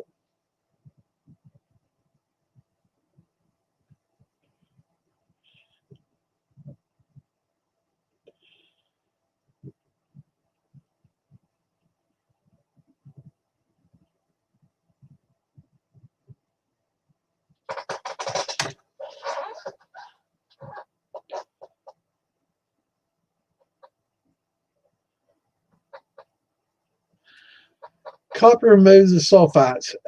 Well, most people aren't fermenting, in copper, right? Because it's good. That's not a good vessel to ferment in, because copper also has antimicrobial properties. That's why we use it in our home plumbing. It helps keep the bacteria from building up. So that's why, people use copper pipes, is because it helps keep the bacteria levels down. Um, so it's definitely going to be in its distillation stages. Now, the pot itself boiling is not going to come into contact with a lot of the liquid in there, whereas the vapor coming off does come into contact with quite a bit of the cap, and it refluxes in the cap. So quite a bit of that will come into contact with the copper as a vapor, and as it goes out, the lin arm, that can tapers off. If you got a proper lin arm, that tapers off, that increases the velocity, you'll get some, good contact there as well. And then of course in a worm, you'll have, contact there as well. So in the vapor form, I would say at that stage is where it's going to be removing most of your sulfites. And that's why using the copper mesh works so well as well, is if you're forcing all that vapor through that copper mesh, you're getting a pretty good contact with that as well, if you have enough.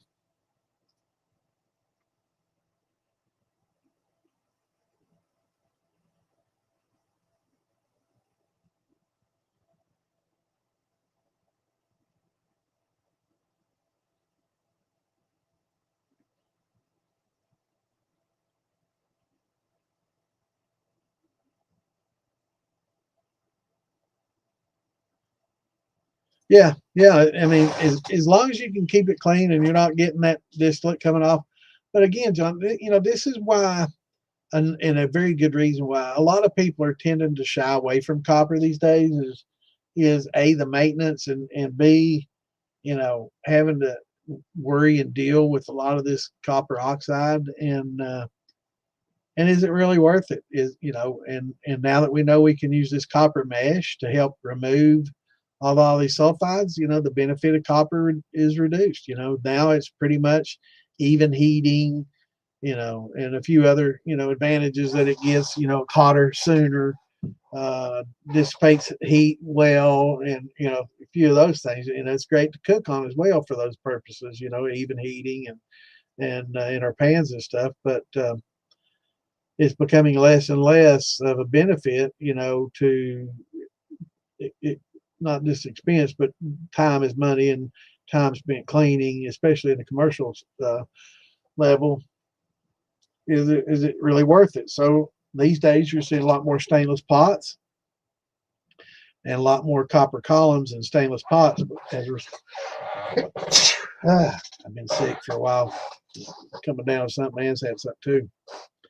But you're seeing a lot more stainless pots these days, and copper columns as a result of that, because now they know that a lot of it's removed in that vapor, and too, it looks nice. But yeah, a lot of home distillers, more and more and more are adopting the stainless. And now that you can use the copper mesh, and again, make sure you get that 100% copper. Um, so I think, Scott, I'm looking at, they're eating some of these. Some of John's taking off, Scott's taking off. Y'all have a good one. I'm sorry I'm far behind. 20 minutes, not too bad.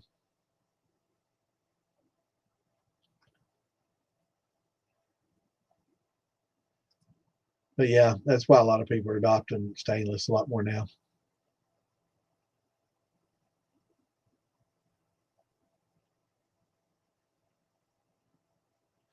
The Brillo, anything that has copper, like if it's copper plated steel, no.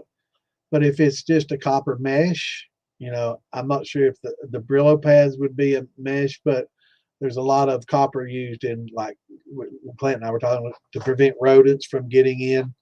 And but if you have 100% pure copper mesh, it comes in a roll, not real expensive, and it does a fine job. But again, don't put this in your half-inch pipes and stuff. This is for people using, tri-clamps and an 1.5 inch, 2-inch spool type stuff. Don't shove this copper in your half-inch pipe and risk clogging it and all that. So this is for people using sight glasses and 1.5 inch, 2-inch spools. Not for that. So, and if you have a thumper, I guess you could put that mesh inside the thumper and stretch it across and have it contacting with a lot of your vapor. But if you're using small, like a beverage steel with that small 3/8, half-inch, or 5/8, whatever, don't try to stuff copper in that line. We're talking about big size spools, really large diameter tubing, right?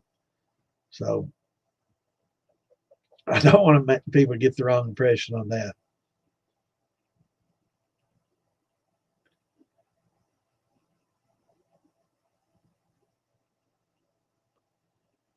Absolutely. Yeah, stainless is, for hobbyists, it's definitely the way to go.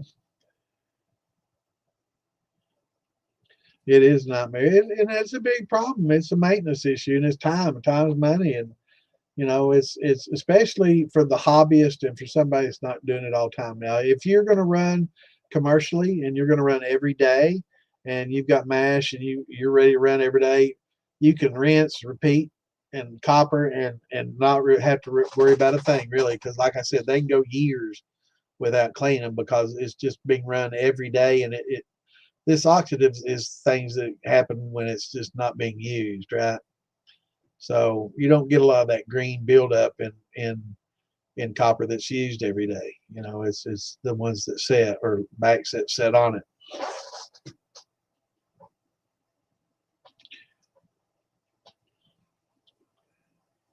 Yep, that old ketchup, that vinegar, and the tomato acid.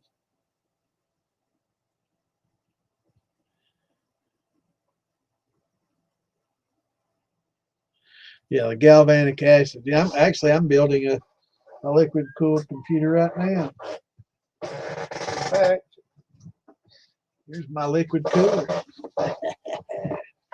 Can't wait to get this bad boy on there. I'm gonna clock this thing up. Yeah, it's a Cooler Master. There's my radiator and my CPU. Oh shit! Get that fan down. There's that right there, sits right on the CPU. Copper for good conductivity and heat transfer. That's another good use of copper. But yeah, man, I build PCs too, brother. This is my gaming rig here. I can't believe how much DDR5 RAM is right now.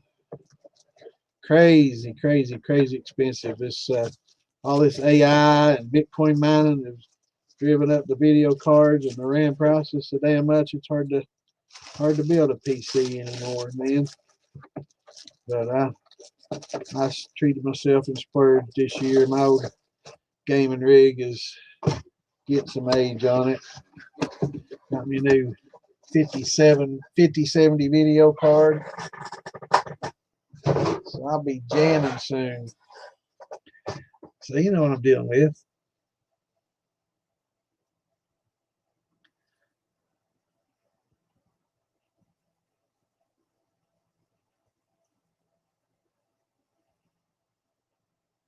Yeah, VPN, virtual private networking. That's what a lot of the gamers use to. I'm behind that far. Damn. That's what a lot of the gamers use to get them easy lobbies.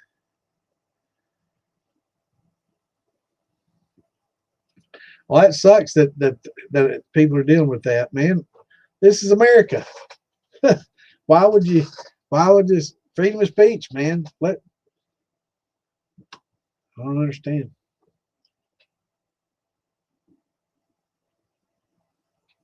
understand why anybody be regional.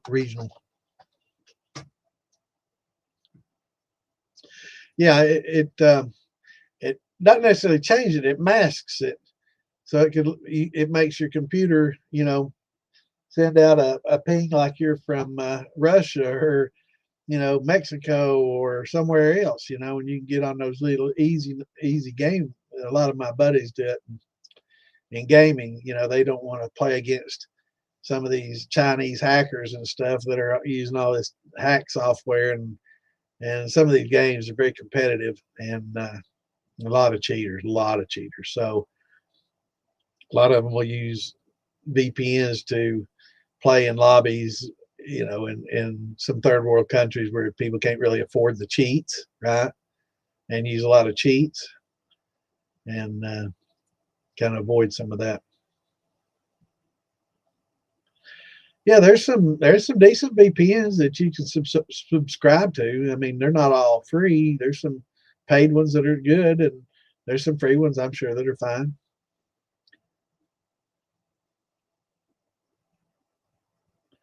All right, we got a corn whiskey mash, cranberry flavored.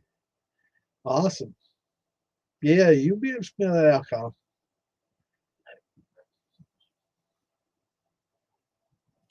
That sounds good, brother. This next week, hopefully you'll be running it or have run it. You can tell us about how it came out.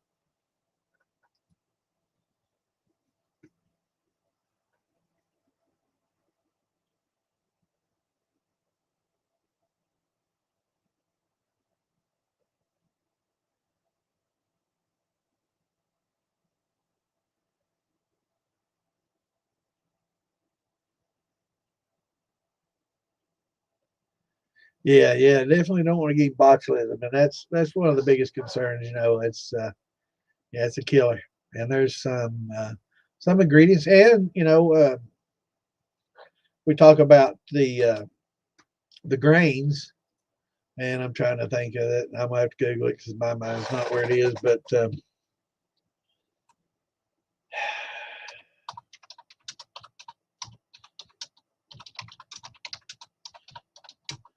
let's see, what's it called?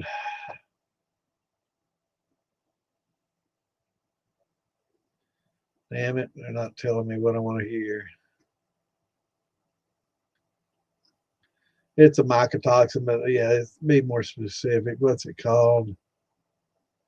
Um, Used to, I could type this stuff in and shit.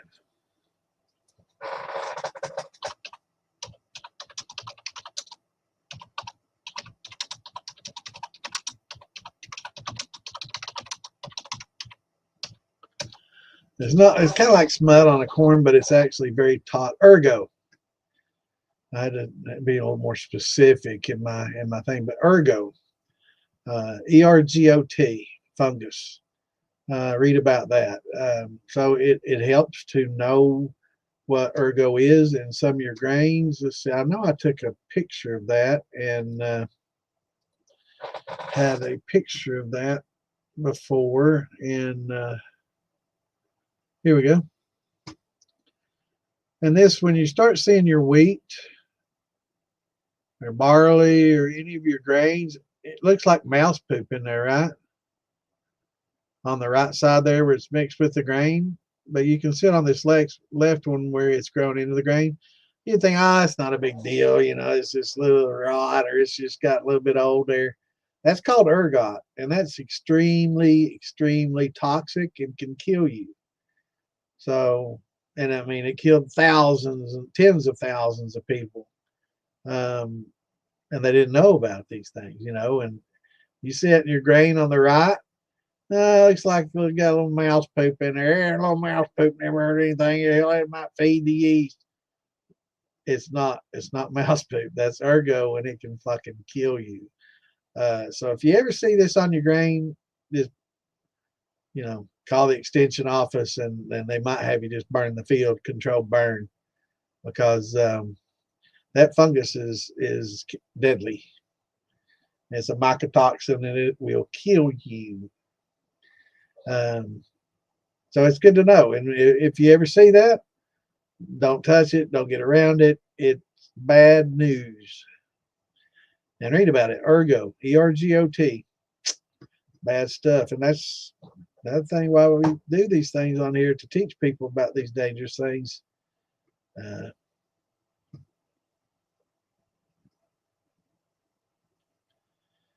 Brother, that's what we're here for. You know, we're here every Tuesday and Saturday if I'm feeling good.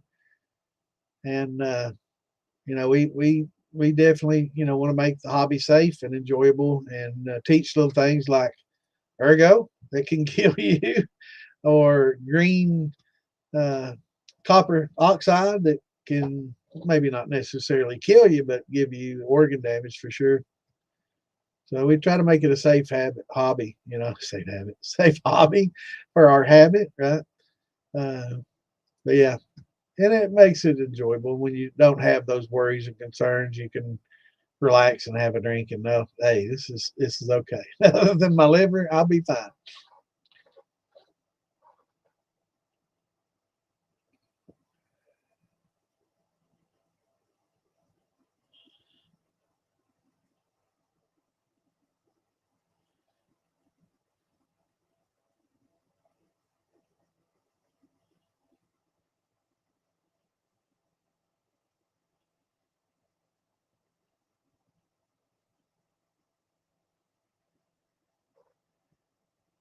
Yeah, between Clint and I, man, we got some pretty well rounded knowledge, you know, as far as science and distilling and just practical stuff as well, you know, and that's, you know, all comes from experience and some school education as well. You know, we've learned a lot.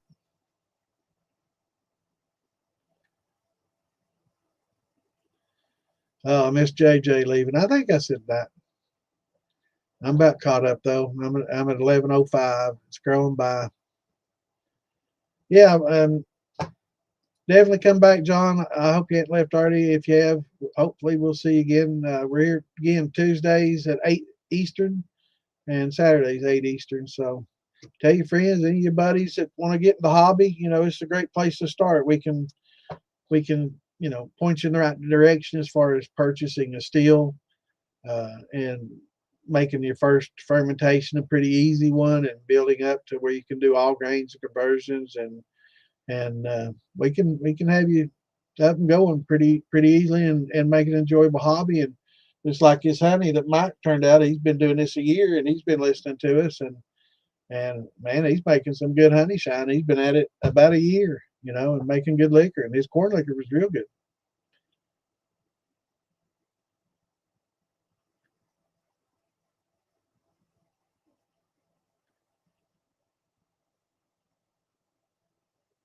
No, it's not the same. I mean, it's going to make it a little bit better than just straight off the tap, right? If you like that smoky, I do. You know, I can take barrel staves and char them up and put them in there, and it improves.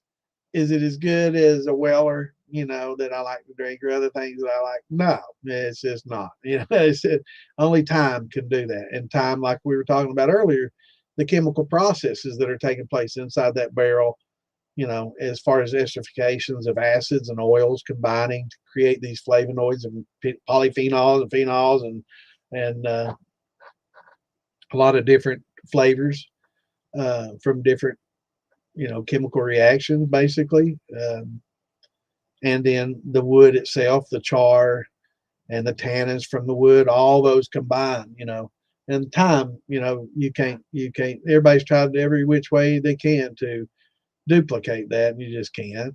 You know, time has to be time. You know, it's like you can't take a bottle of wine and make it like a, you know, 40-year-old, you know, Bordeaux, you know, wine. It's just, you can't do it. You know, it takes time. You know, you can't make that wine an aged wine just by putting it in a microwave and in a freezer, right? You know, there's so many different ways people have tried to mimic it. I mean, they do everything from adding staves to the liquor adding wood tannins to the liquor, you know, but nothing can replace the true aging process.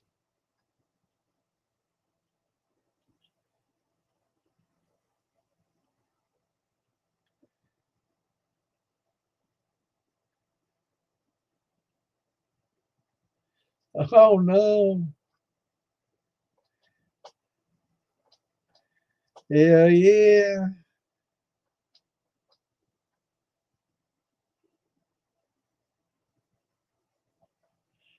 Okay, good.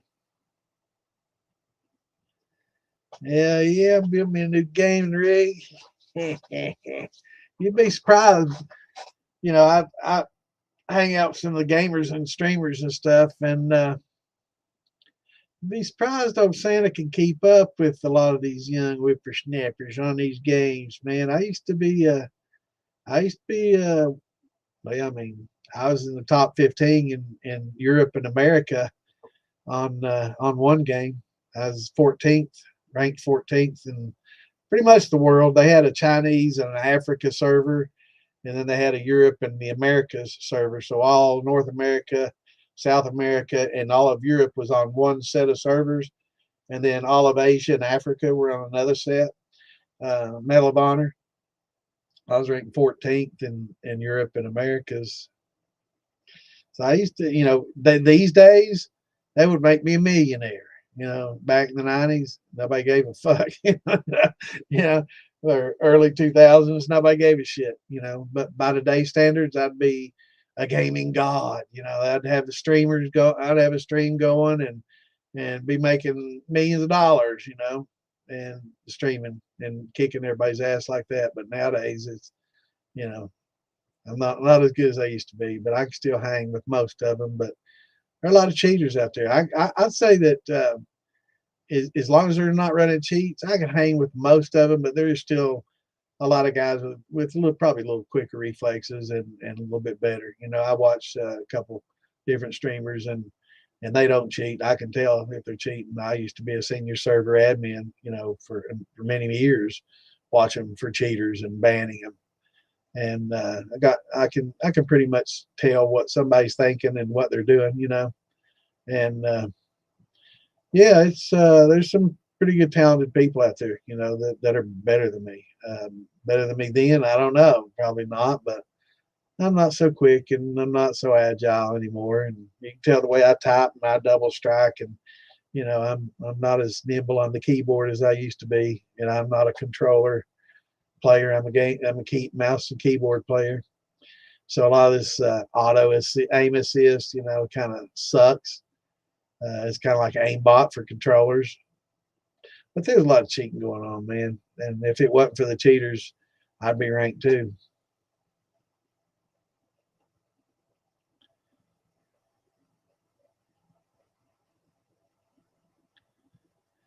Yeah, yeah, man. I'm out there kicking ass.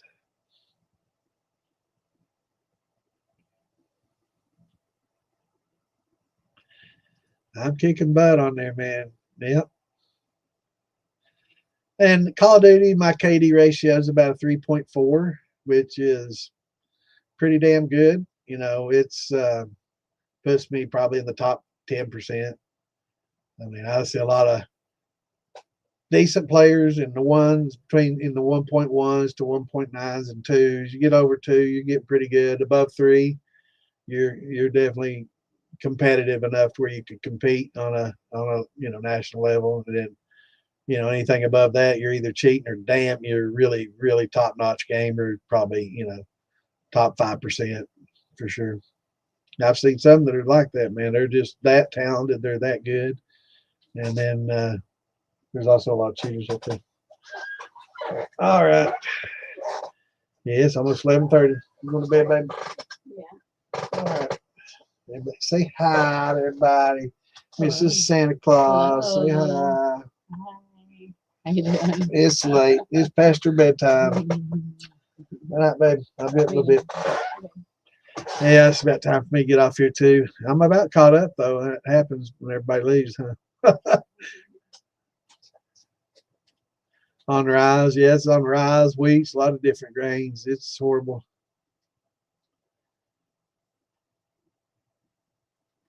Never, never, ever. You see anything like that? You see anything any remotely near that? Don't, because it's deadly. Definitely deadly.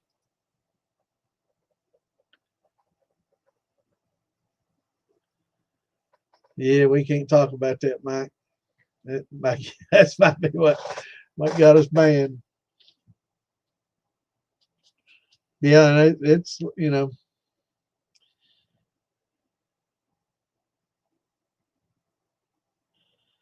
I know that's why we all need to be at sea level, right next to the ocean. Getting that good salt water, man. That salt water is good for your skin. You'd think salt water would be bad for you, man, but it's actually got some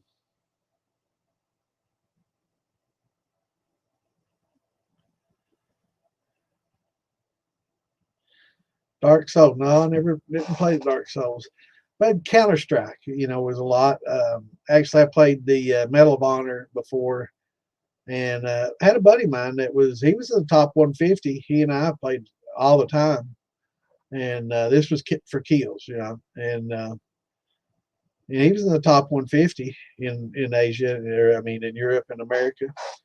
But once he saw us 14th and he was like 148, he's like, he wanted to play something different. He was competitive. He's an ex-Marine. Me and he and I played football together, and he couldn't handle it that I was that far better, and I had the bragging rights. So we started getting into Counter Strike, and then I got in with a Family Gamers Alliance clan, and that had a server, and played with them and became an admin and a senior server admin, and it was a lot of fun. I played on Cal League, the Cyber Athletics League, right when it first started back in the early, probably 2003, 2005, somewhere around in there when Orange Box came out. About that time, I was playing Counter Strike and very competitive, ranked, and I've always enjoyed playing games. I've played them since I was a kid, since the first console ever came out. I had the first Nintendo ever came out. And most of the consoles after that I have, but I guess since the maybe Xbox 360, I haven't had any consoles since then. So it's been a good while. I've been computer gaming mostly, and keyboard and mouse, Counter Strike keyboard and mouse, and then after that, I played a lot of different games: Clancy, Rainbow Six, Battlefield. Played a lot of Battlefield, Call of Duty, Warzone. Medal of Honor was probably my one I played the most early on, but that was early. It was early 2000s. Allied Assault, Pacific Assault in those days. A lot of fun. A lot of fun. And no, my name ain't Bad Santa in the games. I used to be Sir Psycho back in the days when I played the Medal of Honor when I was ranked in the uh, um, Counter Strike. I was Sir Psycho, and then once my daughter was born and she started wanting to play games together, I kind of got away from Sir Psycho. I didn't want some crazy name like that with playing with my daughter on Minecraft. So she and I played Minecraft, and I got away from first person shooters for a while, and played with her. And I became Feral Llama. So if that's a name you see, you should run in fear, right? Unless you're cheaters. But yeah, it's a lot of fun.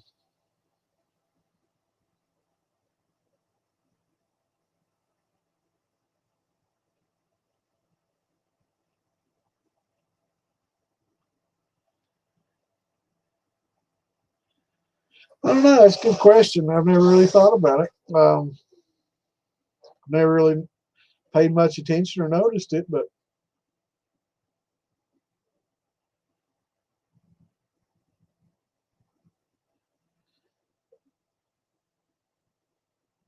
I'd say if it's Coke and whiskey, it'd be different. But just like regular whiskey, that's hard to say. I'd say it's I don't know. I have to give that some deep thought.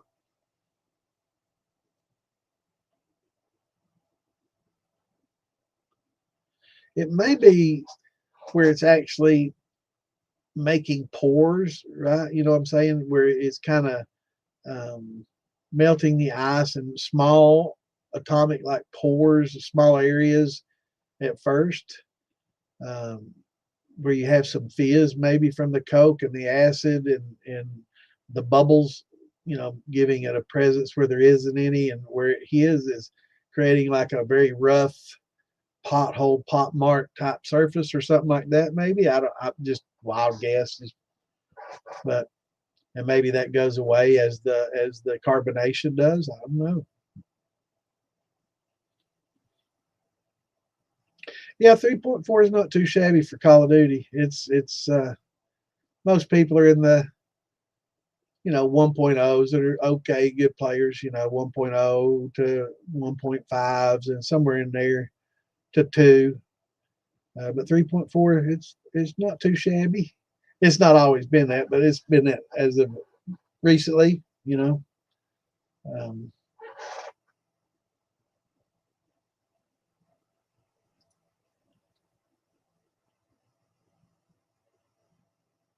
yeah, I think it'd be carbonation might be. Yeah, I'd put my baby to bed too. I need to go up and give her a little smoochy smooch before she gets to drifting off into dreamland.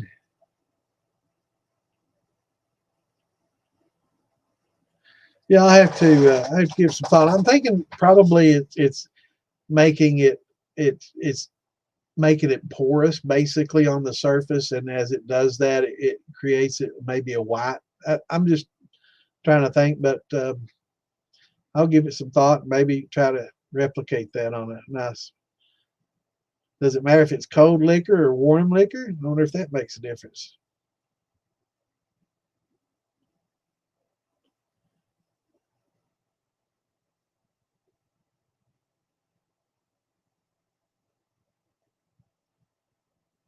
So is it with Coke?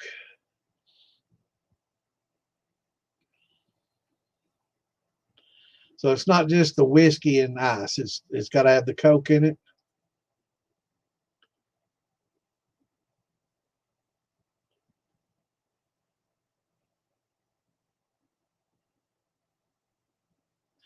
Yeah, it is a lot of fun. I really enjoy playing it with my daughter. Man, she's absolutely fantastic at it now. She's in her 20s and still plays it. And man, she's awesome. She's real quick at it. It's still a lot of fun. They've added a lot to it too since I quit playing. But um, yeah, I'm trying to figure out what's this game she's got going now. Dead by Daylight. She's playing that now, and she's wanting me to play that with her. So I'm gonna have to try that out and see how it works. But I'm really into the FPSs. I like realistic first person shooters. I don't like the Marvel, and all that stuff.